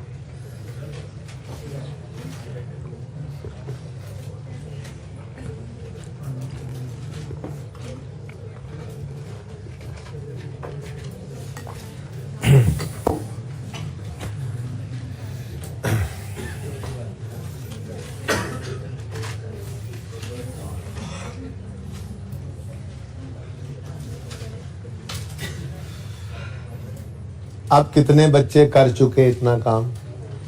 ऑलमोस्ट सारी क्लास। अब बाकी रुक जाएं जो रहते हैं, अब थोड़ा सा वेट कर लें। मिटना तो कुछ है नहीं इंशाल्लाह एंड तक, बाकी फिर साथ में बाद में। ठीक है, अब इधर देखें भाई। अब अगला इशू है, देखें किया क्या। पहले जरा क्विकली अब देख लें। आपने कर लिया, अब ज्यादा इजीली आप इसको पकड़ लेंगे बात को कि हमने बैलेंस शीट के हर आइटम को सवाल के अंदर लेके जाना है। ठीक है, अब करना क्या है, 3 हिस्सों में इस सारे डाटा को डिवाइड कर दिया। या तो working capital changes main cash flow में ले जाएंगे, या cash and cash equivalent working 1 में, या इन 2 के अलावा जो भी चीज होगी उसका ले जाए। ठीक है। हाँ, इस रूल के नीचे ना एक लाइन खाली भी छोड़ना, क्योंकि कल परसों जाके ना इसके अंदर एक आधी लाइन ऐड करवाऊंगा इसी कॉन्टिन्यूटी में, ठीक है ना। अगर कोई अगला वसूल आए तो कहने का मतलब ये है कि आप अगला नंबर ही एक लाइन छोड़ के लगाओ वसूलों वाले समय पे, ताकि ये ना हो आपके पास जगह ना बचे, ठीक है ना। एक अच्छा, तो कैश कहां चला गया जी, कैश एंड कैश इक्विवेलेंट में। डेटर्स वर्किंग कैपिटल चेंजेस में अभी करना है, देखना है उसको करना क्या है। Inventory long term investment ledger में आ गई, सॉरी इन्वेंट्री वर्किंग कैपिटल में। Prepaid insurance working capital item है। Office supplies working capital changes में। Land ledger, building ledger, accumulation का भी लेजर, इक्विपमेंट लेजर, एक्यूमुलेशन का भी लेजर। आगे बढ़े। Account payable working capital item, wages payable working capital item, short term loan working one, long term loan ledger, capital का भी laser. बस data हमने लिखा, यहां तक को मसला। अच्छा, अब ये जो 6 चीजें हैं ना, इनके लिए अब जुगाड़ जो बता रहा हूं, ये जुगाड़ आपने ध्यान में रखना है। ये एरर फ्री तरीका है। इन 6 आइटम, देखो इस कैश फ्लो में 20 आइटम्स आ जाएंगे मिसाल के तौर पे, उसमें से 6 आइटम्स अगर सही आप कर लो तो काफी वेटेज है, मतलब आप हो जाए वो 30-35% मार्क्स ले गए हैं इस कैश फ्लो की रिक्वायरमेंट से। काम बड़ा आसान है। तो पहले वो सिखा रहा हूं तरीका जो पर्चे में करेंगे।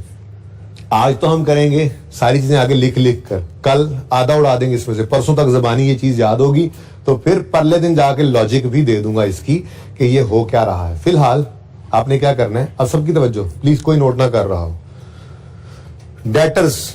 डेटर्स आपने क्या करना है, ओपनिंग से क्लोजिंग की तरफ देखना है ना, आपने चेंज देखना है। क्या है जी, मैंने यहां पे क्या लिखा हुआ जरा अगर आप गौर करें तो, एडजस्टमेंट करनी है किसकी, वर्किंग कैपिटल आइटम में चेंज की, वर्किंग कैपिटल आइटम में चेंज की आपने एडजस्टमेंट करनी है, ठीक है। अब डेटर 104 से 280 पे चले गए, तो डेटर कितने से, इधर देखो मैं यूं लिख रहा हूं आपके लिए, डेटर्स बढ़ गए, डेटर्स बढ़ गए। अब कोई FAR1 नहीं, इंट्रो की भी पहली क्लास। डेटर का बढ़ना क्या होता है, डेबिट। डेटर्स बढ़ गए,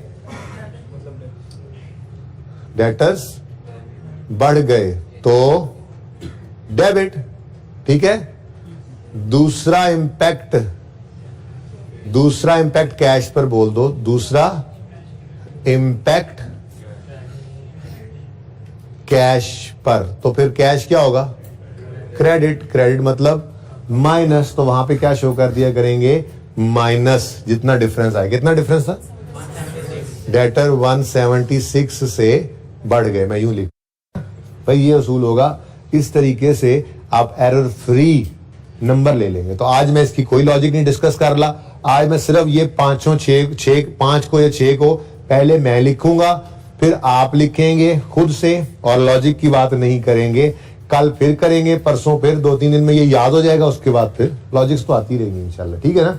सही है, मैं प्रूव करूंगा कैसे ये कैश में कन्वर्ट हुआ है, प्रूफ करूंगा एग्जांपल से, लेकिन फिलहाल नहीं, ठीक है। अब हमने पर्चे में मार्क्स लेने के लिए क्या तरीका करना है, ये है वर्किंग कैपिटल, इसकी चेंजेस को कैश फ्लो में लेना है। तो हमने क्या किया, पहले तो चेंज निकाली, कितनी चेंज बन रही है, 176। अब देखना है ये डेटर क्या है, एसेट। डेटर क्या है, ओपनिंग से क्लोजिंग तक जाते हुए ये 176 से बढ़ा है। एसेट का बढ़ना डेबिट, दूसरा इंपैक्ट कैश क्रेडिट। तो यूं लिखा करेंगे हम, ये लिखा करेंगे पर्चे तक जाते हुए नहीं लिखना, अभी लिखना शुरू करेंगे, 2-4 दिन लिख के फिर काम बंद, ठीक है ना। तो ऐसे ब्लू मार्कर कहां गए, ओहो नहीं सर्दी नहीं लग रही, एक मिनट। अच्छा जी, कहां था मैं, ओपनिंग से क्लोजिंग तक आते आते डेटर 176 से बढ़ गया। डेटर क्या है, एसेट, एसेट का बढ़ना डेबिट, तो दूसरा इंपैक्ट कैश को दे दो, क्या कर दो, क्रेडिट। कैश क्रेडिट मतलब कैश कम होना, मतलब माइनस, तो यहां पे आपने लिखा 176 माइनस, ठीक है।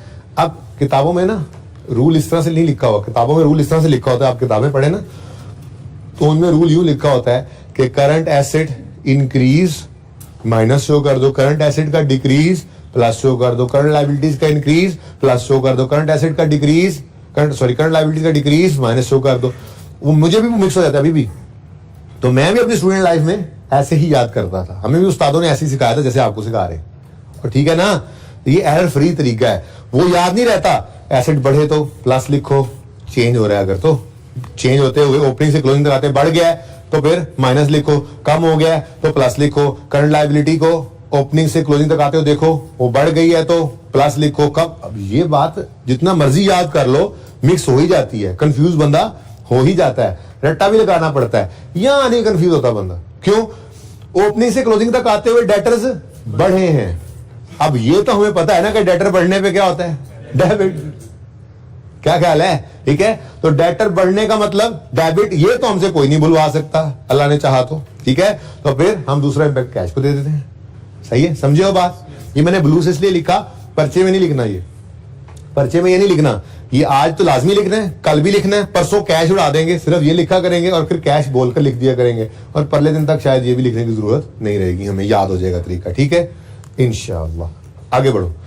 नेक्स्ट, अभी अभी अभी कोई नहीं नोट कर रहा, अभी कोई नहीं नोट कर रहा। ठीक है, अभी बस सिर्फ देख रहे हैं कि 6 के 6 आइटम्स को मुझे वहां लिखने दें, फिर आपको मैं, अब तो 2 मिनट ही बनते हैं, 2 मिनट दूंगा, आप ये काम कर लीजिएगा। ठीक है, ये देखें, ये इन्वेंट्री 200 से 424 पर आ गई, तो इन्वेंट्री 224 से बढ़ गई, इन्वेंट्री 224 से बढ़ गई। इन्वेंट्री क्या है? एसेट, एसेट का बढ़ना डेबिट, तो दूसरा इंपैक्ट कैश को क्रेडिट कर दो, कितने से? तो 224 से क्रेडिट। क्या ख्याल है? मुश्किल नहीं है ना, ये है एरर फ्री, गलती कभी नहीं होगी इंशाल्लाह इससे पेपर के अंदर। तो ये मुफ्त के नंबर है, इंक्रीज डिक्रीज भूल भी सकता है। ठीक है ना, तो ये सवाल, अच्छा ये सवाल पढ़ते पढ़ते नंबर आ जाते हैं, क्यों? आज तो मैंने इसको समझाना था तो अलग कर दिया ना पहली बार, वरना क्या होता है, हम शुरू होंगे, कैश आ गया जी, कैश इन कैश, डेटर आ गया, चलो इंक्रीज डिक्रीज देखा डायरेक्ट यहाँ पे, लैंड आ गया, लेजर बना लो, प्री पेमेंट आ गई, इधर ले आओ। तो साथ साथ ही सवाल पढ़ते पढ़ते ही ये मार्क्स मिल जाते हैं हमें पर्चे के अंदर। तो ये ऐसे ही करना है। ठीक है, और जारी है हमारी कोशिश, प्रैक्टिस जारी है। प्री पेड इंश्योरेंस एसेट होता है, 36 से कम हो गया, 24 पे आ गया। एसेट 36 से 24 पे आया, कम हुआ है, एसेट कम हुआ है, बोलो। एसेट का कम होना क्या होता है? क्रेडिट। तो दूसरा इंपैक्ट कैश को क्या कर दोगे? कैश को क्या कर दोगे? डेबिट, मतलब पॉजिटिव शो करोगे। ठीक है जी, कितने से ये चेंज आया? 12 से 12। ठीक है, सही है, चलें आगे बढ़े। अब बात कंफर्टेबल हो गया थोड़ा सा, ठीक है ना? ये मार्क्स लेने पे कंफर्टेबल हो जाओ, लॉजिक 2-3 दिन में इंशाल्लाह जरूर बताऊंगा, कह रहा हूं। ठीक है, फिलहाल पक्के पक्के नंबर तो लो, पास होना तो सीख लो पहले। 7 से 14 पर ऑफिस सप्लाईज क्या है? करंट एसेट है। 7 से 14, 7 से करंट एसेट बढ़ गया, एसेट का बढ़ना डेबिट, दूसरा इंपैक्ट कैश क्या हो जाएगा? क्रेडिट। अब सारी दुनिया के सवालों पे ये अप्लाई करके देख लो, हमेशा सही रहेगा, आपकी जिंदगी आसान होगी। ठीक है जी, कितना? 7 नेगेटिव। ठीक है, लायबिलिटीज वाला भी करने दो मुझे, एक ही बार जो रह गए थे अब सारे काम ही कर दें जी। क्रेडिटर्स 263 से 158 पे आ गए, कम हुए। लायबिलिटी है, लायबिलिटी है, लायबिलिटी कम हो रही है, लायबिलिटी कम हो रही है। लायबिलिटी का कम होना डेबिट होता है, तो दूसरा इंपैक्ट कैश क्रेडिट। लो, कौन याद करे ये बातें, इंक्रीज डिक्रीज, ये तो पता ही है बचपन से हमें। तो सिर्फ देखो ओपनिंग से क्लोजिंग तक आते आते एसेट या लायबिलिटी जो भी है बढ़ा है तो उस हिसाब से डेबिट क्रेडिट हमें आता है। ठीक है, कितने से भाई? 105 से या 105 से? 105।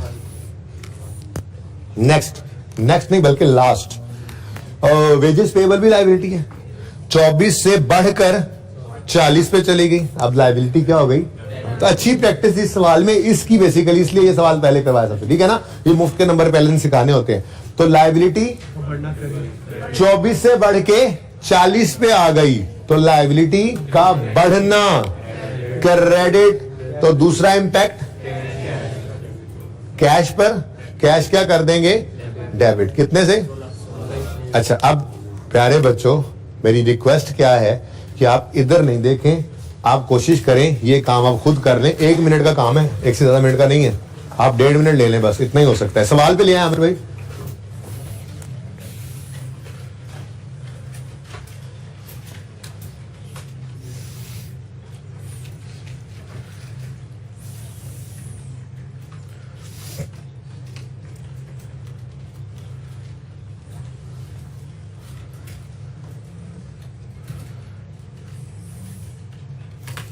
बैलेंस शीट में कुछ भी नहीं छोड़ा हमने, हर चीज को कहीं ना कहीं पहुंचा दिया, या वर्किंग वन में, या कैश एंड कैश इक्विवेलेंट के चेंज में, या लेजर में। देख लो सब कुछ ही टिक हो गया। अब तो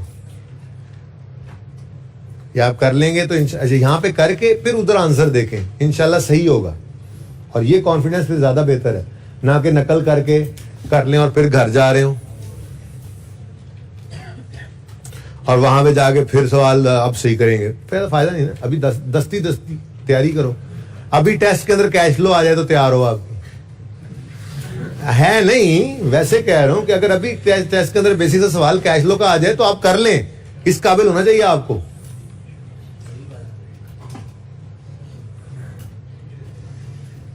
अगले 2 टेस्ट में कैश फ्लो ही टेस्ट होनी है, टेंशन क्यों ले रहे हो? मैं क्यों अभी क्यों एकदम से मैं कैश फ्लो दूं? कर लेंगे टेस्ट में इसको टेस्ट। शाबाश जल्दी जल्दी, इंशाल्लाह सही करेंगे बेटा। प्लस माइनस आपका कहीं भी नजर नहीं आ रहा। खैर है, कैश क्रेडिट तो माइनस, कैश डेबिट तो प्लस। कम तुसी कीता कोई नहीं, फिर फायदा केड़ा है?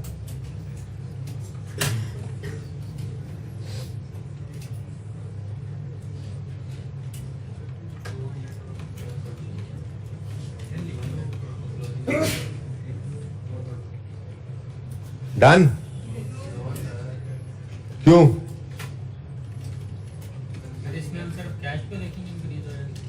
और किसको देखें?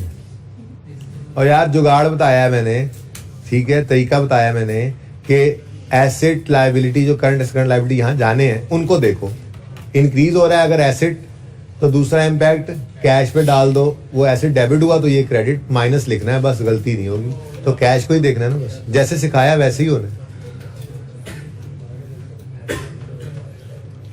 और छेती कर लो, सुस्त लोगों।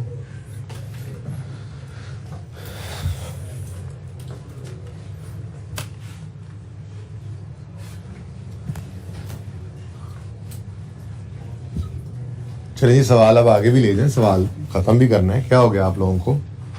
आप लोग तो सो ही गए हैं। कितने बच्चों ने कर लिया है? तकरीबन सारी क्लास ने, बाकी पता नहीं क्यों ढिले पे ने। हाँ जी, जिन्होंने किया खुद किया, आंसर देखा तो बिल्कुल सही था, मतलब आसान काम है। कोई नहीं, घर जाके दोबारा करेंगे तो और आसान लगेगा इंशाल्लाह। अच्छा जी, अब आगे बढ़ते हैं। इनकम स्टेटमेंट भी तो राहों में पड़ी है।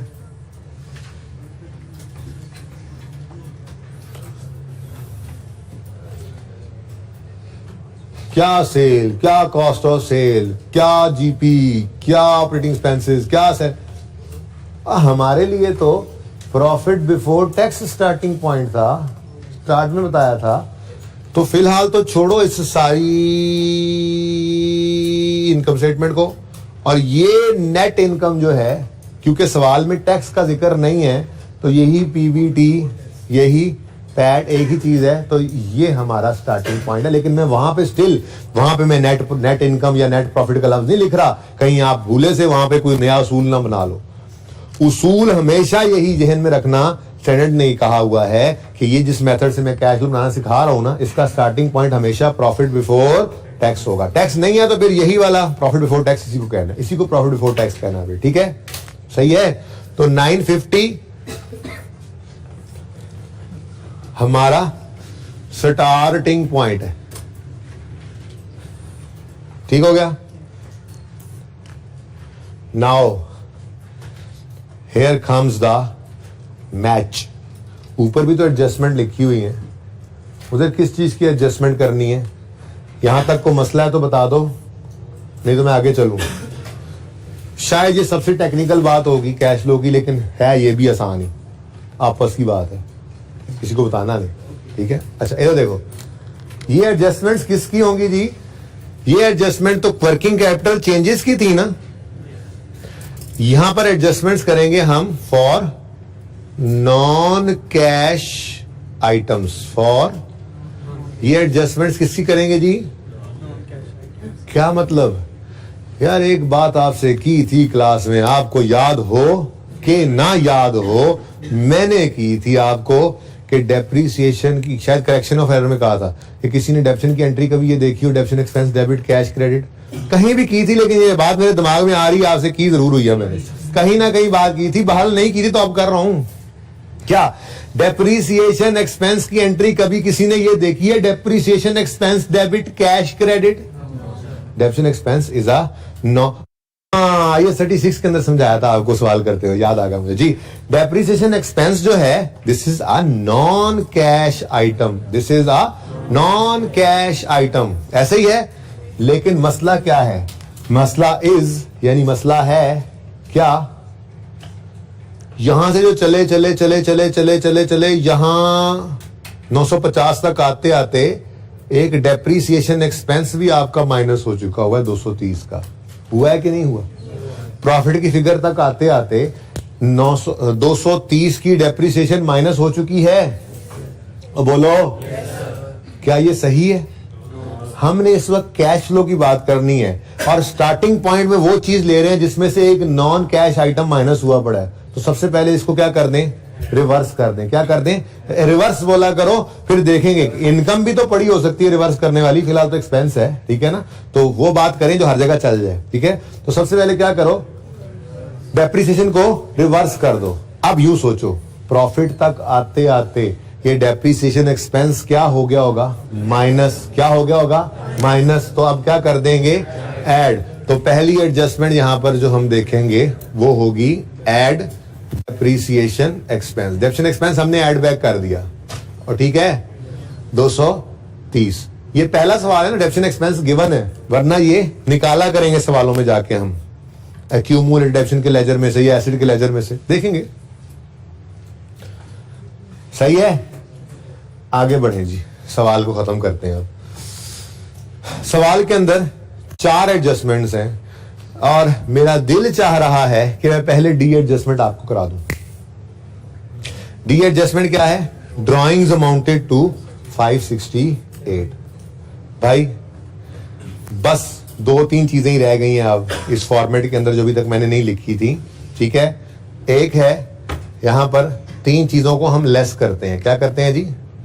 लेस करते हैं। लेस करते हैं टैक्स पेड, लेस करते हैं इंटरेस्ट पेड, लेस करते हैं डिविडेंड पेड। आप कहोगे ये तीनों बातें लिख दी आपने, तीनों ही नहीं है भाई। सवालों के अंदर जिस दिन टैक्स पेड आएगा, मैंने पहले ही आपको सफा छुड़वाया था, ठीक है ना, तो उसी पता नहीं थल्ले जाके की एंड पे जाके लिख देते हैं।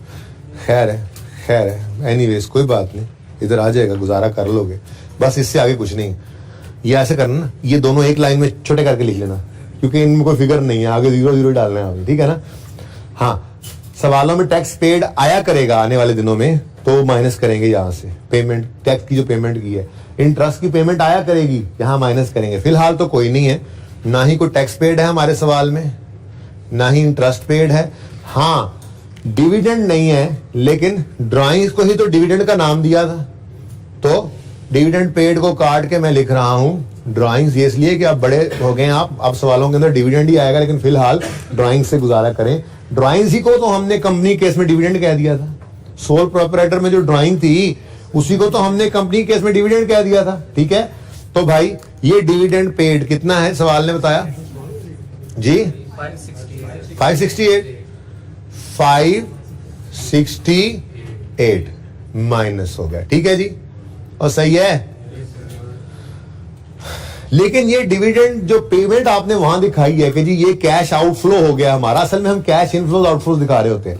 जो आपने कैश आउटफ्लो अपना दिखाया है, ठीक है, ये इन लेजर्स में से किसी लेजर में तो नहीं आता, सोच लो। हाँ जी, कैपिटल का लेजर भूल तो नहीं गए। कैपिटल के लेजर के अंदर आया करता था प्रॉफिट और ड्राइंग्स, ठीक है। तो 568 यहां पे भी शो करना है। भूलना नहीं है। चलो अब ये लिख लो एडजस्टमेंट नंबर, आखिरी जो थी ये मैंने करवा दिया आपको, लास्ट एडजस्टमेंट। फौरन लिखनी है एडजस्टमेंट्स। क्या किया हमने, ड्राइंग्स को रिकॉर्ड किया ना भाई। असल में ना एक बात जो भी आपको समझ नहीं आएगी वो क्या होगी, वो कल समझाऊंगा, वैसे आज सिर्फ बता रहा हूं। Accountants income statement balance sheet बना चुका होता है, ये लेजर वेजर सब कुछ उसने बनाए होते हैं, हम रीडू कर रहे होते हैं अपने मतलब की चीजें निकालने के लिए। इससे ज्यादा नहीं सोचना आज फिलहाल, जो कह रहा हूं बस कर डालो, कल इंशाल्लाह करेंगे इंशाल्लाह इसके बाद, ठीक है ना। हो गई एंट्री 568 डिविडेंड पेड यहां नजर आया करेगा, और कैपिटल के लेजर में भी ये डिविडेंड पेड। कल को रिटेन्ड अर्निंग्स आ जाएंगी या परसों को, तो भाई ये डिविडेंड ड्राइंग्स डिविडेंड के नाम से आ रही होंगी और रिटेन्ड अर्निंग्स कॉलम में डेबिट हो रही होंगी, हमें सब पता है, मसला कोई नहीं है। सही है, आगे बढ़ते हैं, टिक कर लेंगे। एडजस्टमेंट नंबर डी हो गई।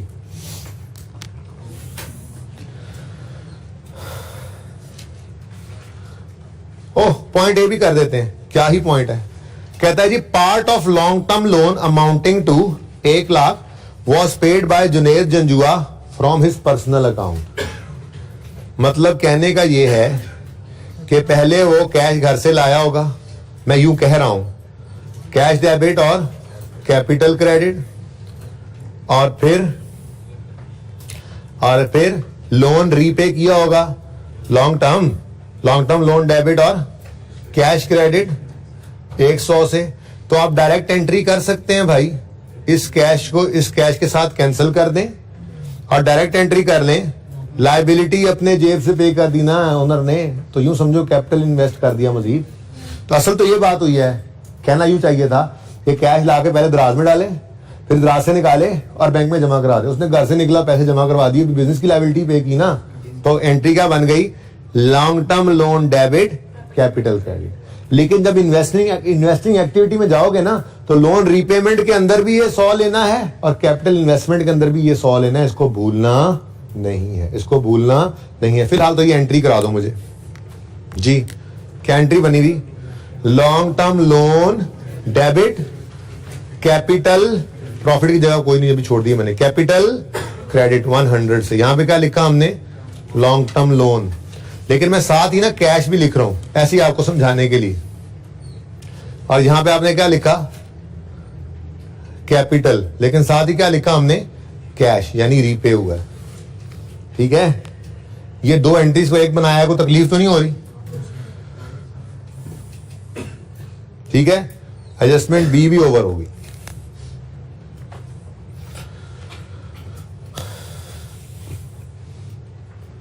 ओ सॉरी, ए थी, बी पे आप आए हैं। एडजस्टमेंट ए ओवर होगी, ठीक है। एडजस्टमेंट डी ओवर हो गई। मुश्किल तो नहीं लग रही बातें, कोई बात नहीं, घर जाकर तसल्ली से, कोई नया सवाल नहीं, इसी को दोबारा करना, सहबारा करना। अगर एक लफ्ज भी समझ नहीं आएगा कल इंशाल्लाह समझाऊंगा, ठीक है। आज तो बस अब लीगल टाइम खत्म होने के करीब है और इलीगल 5-7 मिनट रह गए हैं, इसके अंदर अब मैंने सवाल को लपेटना है, ठीक है ना। इसलिए मैंने कहा फजूल बातें करके मजीद टाइम आगे ना बढ़ाओ, ठीक है। अच्छा सुनो, अब सवाल को अब मैं जरा क्विकली कंक्लूड करने की कोशिश करूंगा, ठीक है, माजरत के साथ, ताकि सवाल एक बार आपके सामने किताबों में आ जाए। जो एंड वाली बातें हैं कल नया सवाल पहले करेंगे और फिर अगर आपका दिल चाहेगा कि नहीं जी वो सवाल को दोबारा करें, दोबारा भी कर देंगे, ठीक है। अच्छा अब ये देखें, ये वाला सवाल, ये adjustment B, long term investment costing 100 वर्ष सोल्ड। भाई अगर कोई एसेट बिके तो डिस्पोजल अकाउंट बना करता है, बनाओ फिर, कोई नया काम थोड़ा ही, डिस्पोजल का अकाउंट बना लो। जनरल एंट्री भी कर सकते हो वैसे तो, लेकिन चलो अकाउंट बना लो। हाँ भाई, लॉन्ग टर्म इन्वेस्टमेंट कॉस्टिंग 100 वर्ष सोल्ड। एसेट अकाउंट में से जो एसेट बिकता है वो क्रेडिट करते हैं और डिस्पोजल अकाउंट में उसको डेबिट करते हैं। ये लॉन्ग टर्म इन्वेस्टमेंट के लिए, ठीक है, सही है। ये क्या कर दिया हमने, इसको डिस्पोज। अच्छा अब आपको ये पता है कि एसेट अकाउंट से एसेट की आया करती थी कॉस्ट, और एक्यूमुलेटेड डेप्शन अकाउंट से इसकी आया करती थी एक्यूमुलेटेड। लेकिन इन्वेस्टमेंट जो है ये डेप्रिशिएबल एसेट नहीं है, लाल मार्क कर दे दो। इन्वेस्टमेंट जो है वो कोई डेप्रिशिएबल एसेट तो नहीं है ना, इसलिए ये नजर नहीं आएगा। ओके, अब एक चीज होती थी और डिस्पोजल में, कैश आया है, कैश का आना डेबिट डिस्पोजल अकाउंट में कर देते थे हम उसको क्रेडिट, लेकिन पता कोई नहीं है, पता कोई नहीं है। चलो जो डाटा गिवन था उससे लेजर ओपन तो किया हमने, ठीक है। Next, depreciation charge during the year on equipment amounted to 60। कहता है जी इक्विपमेंट की जो डेप्रीसिएशन है ना फॉर द ईयर वो कितनी है, 60। पता नहीं क्यों बता रहे हैं, अल्लाह मालिक है, लिख लेते हैं। डेप्रीसिएशन एक्सपेंस सवाल में उसने गिवन कर दी कितनी, 60। और सही है, ही कह रहा है ना, depreciation charge during the year on equipment amounted to 60, ठीक है। Next, equipment having a book value of 75 was sold during the year. एक और डिस्पोजल हो गया, तो एक और अकाउंट बना लो। अब डिस्पोजल का अकाउंट किसका है जी, इक्विपमेंट का। पर मसला क्या है, हमें चाहिए इक्विपमेंट अकाउंट से इसकी कॉस्ट और फिर एक्यूमुलेटेड डेप्रीसिएशन से इसकी एक्यूमुलेटेड डेप्रीसिएशन। क्या ख्याल है? लेकिन ये पता लग गया हमें कि इक्विपमेंट का डिस्पोजल तो है, लेकिन कितनी कॉस्ट है, क्योंकि ये अकाउंट कॉस्ट में बन रहा है ना, वो नहीं पता। यहां पे डिस्पोजल की एक्यूमुलेटिव से निकल कर जाती थी, ये नहीं पता। है सही, है सही, और ठीक है। ये सारे काम अभी क्वेश्चन मार्क से ही चल रहे हैं। कितने का बिका ये पता लग रहा है, was sold during the year. ओहो, बुक वैल्यू का सिर्फ पता लग रहा है, बुक वैल्यू का। हो सकता है इससे कुछ निकल आए, फिलहाल तो बुक वैल्यू को पता लग रहा है। यहां तक को मसला डाटा लिखा है सिर्फ, ठीक है। अब कैश फ्लो में बैलेंसिंग शुरू करते हैं, ठीक है। लेकिन मुझे ये बताओ, सवाल को पढ़ते हुए गौर किया था कि यहां पर हमारे पास gain on sale of land भी आ रहा था। क्या मतलब, लैंड बिका था? ये तो पता ही नहीं है हमें। Gain on sale of long term investment आ रहा था, ये हमें पता था। लॉस ऑन सेल ऑफ, हो यानी कि भाईजान एक बात बताऊं आपको मेरे दोस्तों, लैंड भी बिका है। हो डिस्पोजल अकाउंट लैंड का, इसमें अब लैंड के अकाउंट से हमें कॉस्ट भी चाहिए होगी, लेकिन एक्यूमुलेटेड डेप्रीसिएशन का सवाल ही पैदा, क्योंकि ये क्या है, ये तो लैंड है, ठीक है। जैसे यहां पे नहीं था, यहां पे भी नहीं, ठीक है, सही है। लेकिन ये तीन चीजों का अब हमें पता लग गया है, तीन चीजों का पता लग गया हमें, ठीक है। पहली चीज क्या है, gain on sale of land. मुझे बताओ, डिस्पोजल के अकाउंट में अगर होता था वो किस तरफ आता होता था? यूं सोच लो ना, डिस्पोजल का अकाउंट डेबिट तो प्रॉफिट एंड लॉस क्रेडिट होता है, और डिस्पोजल का अकाउंट क्रेडिट तो प्रॉफिट एंड लॉस डेबिट होता है, ठीक है। तो अगर क्रेडिट साइड पे पड़ा होगा तो प्रॉफिट एंड लॉस डेबिट हो रहा होगा उससे, तो ये लॉस होगा। और अगर डेबिट साइड पे पड़ा होगा फिगर, तो वो डिस्पोजल अकाउंट डेबिट हो रहा है, प्रॉफिट एंड लॉस क्रेडिट हो रहा है, तो हम फिर गेन को इस तरफ लिखेंगे। सवाल ने हमें गेन बता दिया, कितना गेन है, 64, ठीक हो गया जी, 64। जो डाटा मिल रहा है सवाल से वो लिखते जा रहे हैं। नेक्स्ट क्या है, gain on sale of long term investment. Gain सवाल में गिवन था कितना, क्वेश्चन में क्वेश्चन लिख दिया मैंने, कितना 32, ठीक हो गया, और सही है। फिर loss on sale of equipment, equipment की सेल पे हमें क्या आ गया जी, लॉस आ गया। क्वेश्चन में गिवन है, क्वेश्चन में गिवन है ये चीजें आज जी। पता है क्या मसला है, कहानी उलट क्यों चल पड़ी है? हमें पहले सवालों के अंदर आपने देखा होगा कैश की फिगर्स दी होती थी, हम इनकम्स एक्सपेंसेस निकालते थे, क्योंकि हम इनकम स्टेटमेंट बना रहे होते थे। आज उसने इनकम स्टेटमेंट बना दी है, कैश फ्लो बनवा रहा है हमसे, तो उसने इनकम्स एक्सपेंसेस हमें दे दिए हैं और कैश की फिगर हमें ढूंढनी। देख लो, कहीं पे भी कैश नहीं गिवन, ना यहाँ कैश गिवन है, ना यहाँ कैश गिवन है, ना यहाँ पे कैश गिवन है। ठीक है, तो सही है ना। चलो सवाल बहरहाल खत्म हो गया, कुछ क्वेश्चन मार्क्स हैं। अब ये चीजें यहां नहीं ला रहा मैं, ओके, ये नहीं करेंगे, कल करेंगे इंशाल्लाह। कल क्विकली इस सवाल को यहाँ, लेकिन क्विकली करना है, और मैं आने से कोशिश करूंगा पहले 10 मिनट आके नोट कर लूं सिर्फ लेजर्स वगैरह। ये काम सारा क्विकली हो जाना है, ओपनिंग क्लोजिंग 10 से 15 मिनट में इतना सवाल हो जाना है हमारा, ठीक है। फिर एडजस्टमेंट्स में पढ़ूंगा 10 मिनट लगा के, उसके बाद यानी कि हम 2 दिन में पहला सवाल कर रहे हैं, इसलिए सिर्फ मुझे बैलेंसिंग करवा दें। कल ये दोबारा भी होगा, लेकिन आपने इतना काम घर पे जरूर करके आना है, ठीक है। ये समझ आए ना आए फिलहाल कर दो, आ जाओ जरा। लॉन्ग टर्म इन्वेस्टमेंट में चेक करो बैलेंस हो रहा है, लेजर बैलेंस हो रहा है, चेक करो। बैलेंस नहीं हो रहा, किस तरफ बैलेंस आ रहा है, कितना आ रहा है, ये 150। फिर हो ना हो ये एडिशन है, कैश कैश। जब सब कुछ सवाल ने बता दिया, ओपनिंग ये है, क्लोजिंग ये है, डिस्पोजल ये है, और बैलेंस नहीं हो रहा, और बैलेंस फिगर डेबिट साइड पे आ रही है, तो इसका मतलब हमने मजीद लॉन्ग टर्म इन्वेस्टमेंट खरीदी थी, और ठीक है ना। तो ये अभी इधर नहीं लिखना आपने, बहरहाल ये कल को मैं लिखूंगा यहाँ पे क्या लिखेंगे, addition in long term investment, और यहाँ पे 150 लिख के माइनस करूंगा, क्या मतलब कैश आउटफ्लो हो रहा है। ये इसलिए मैंने रोक दिया, मैं तेजी में नहीं करके इसको खत्म करना चाह रहा, मैं कह रहा हूं कि ये समझ लो, ज़हनी तौर पे तैयार हो जाओ, कल ये करेंगे। 150 में हम क्या कहेंगे, कैश आउटफ्लो हो गया। क्यों, नई इन्वेस्टमेंट खरीदेंगे तो पैसे जाएंगे ही ना, समझ रहे हो। आगे बढ़े, ये हो गया ledger balance. Balancing figure cash निकल रही है, आज कहानी उलट हुई पड़ी है, क्योंकि कैश फ्लो जो बना रहे हैं, ठीक है। नेक्स्ट, लैंड हो रहा है बैलेंस 690, डेप्रिसिएशन होगी, अक्कल करो, लैंड की डेप्रिसिएशन को होती है, ठीक है।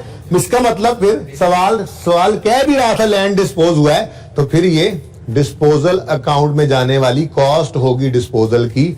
अब फटाफट इसको इधर लेकर आए, ये मिल गया 690 मिल गया, कहां से जी, वर्किंग 3 से।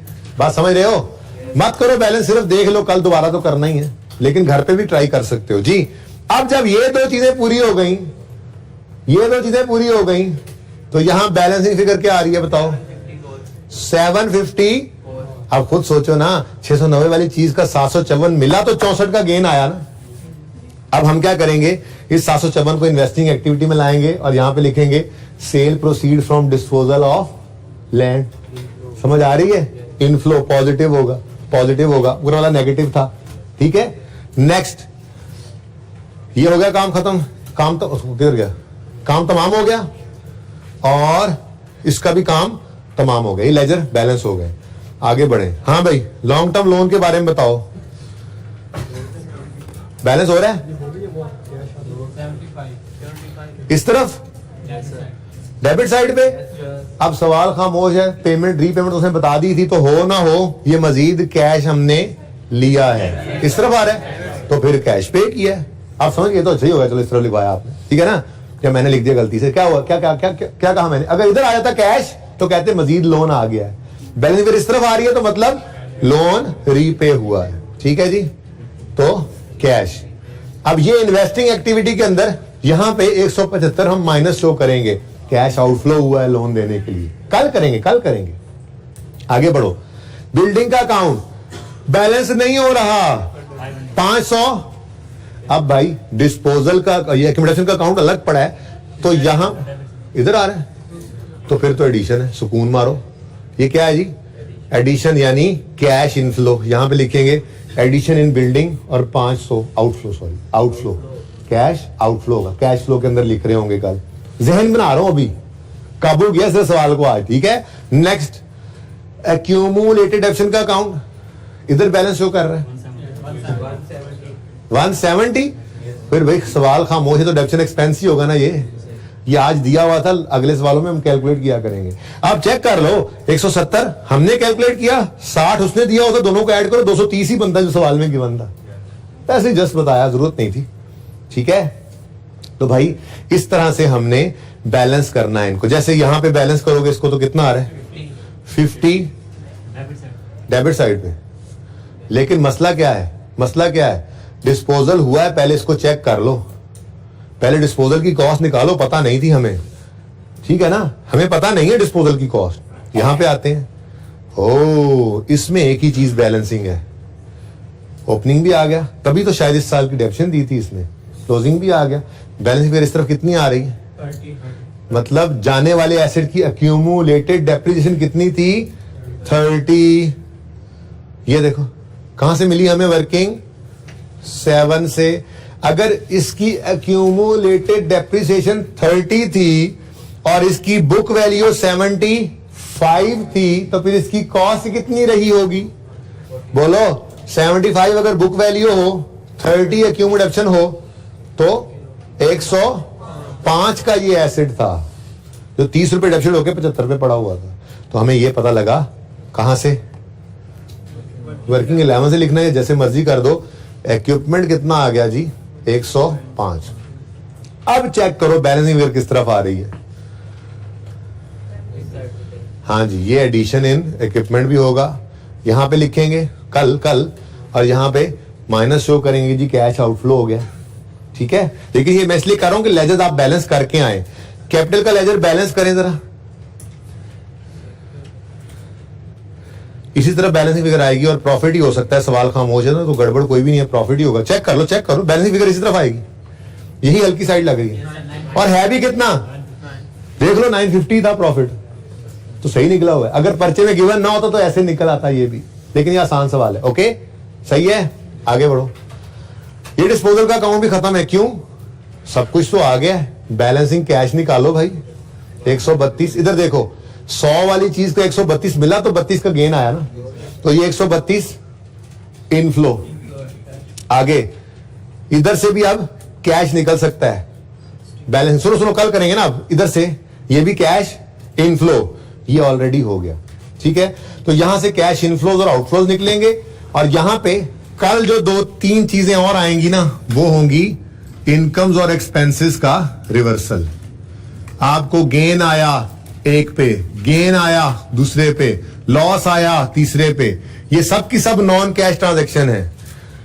किसी एसेट पे बिकने पे गेन आया, किसी एसेट के बिकने पे लॉस आया, this is not cash inflow और आउटफ्लो, दिस इज गेन और लॉस। कैश इनफ्लो आउटफ्लो हम अलग निकाल आए हैं, तो इनको भी यहां पे रिवर्स करेंगे। तो बहरहाल आज के सवाल के अंदर हमने तकरीबन 90% काम कर लिया था, सिर्फ बैलेंसिंग थी। लेकिन ये बैलेंसिंग ना बच्चे को परेशान कर देती है, इसलिए मैंने कंक्लूड जान के नहीं किया। इतनी देर में मैं फिगर्स भी लिख सकता था, लेकिन मैं वैसे ही टिक टिक लगा के ये करेंगे करके आपको रोक दिया सवाल को, ठीक है ना। अब ये मेन सवाल आपने ऐसे ही छोड़ देना, ठीक है, और घर पे दोबारा इतना काम कर लेना, लेकिन लेजर्स कोशिश करके सारे बैलेंस कर लेने, ठीक है। कल मैं आऊंगा, इतना सवाल दोबारा करवाऊंगा, ठीक है। लेकिन क्या होगा, पहले 20 से 25 मिनट में इतना सवाल हो जाएगा, उसमें देर नहीं लगनी। उसके बाद आखिरी 10-15 मिनट सुकून से डिस्कस कर करके एक एक चीज को बैलेंस करके यहां लाएंगे, चाहे कल के दिन में सिर्फ ये एक ही लेक्चर, एक ही सवाल दोबारा से हो सके, ठीक है जी। तो होमवर्क मैंने बता दिया। अल्लाह हाफिज।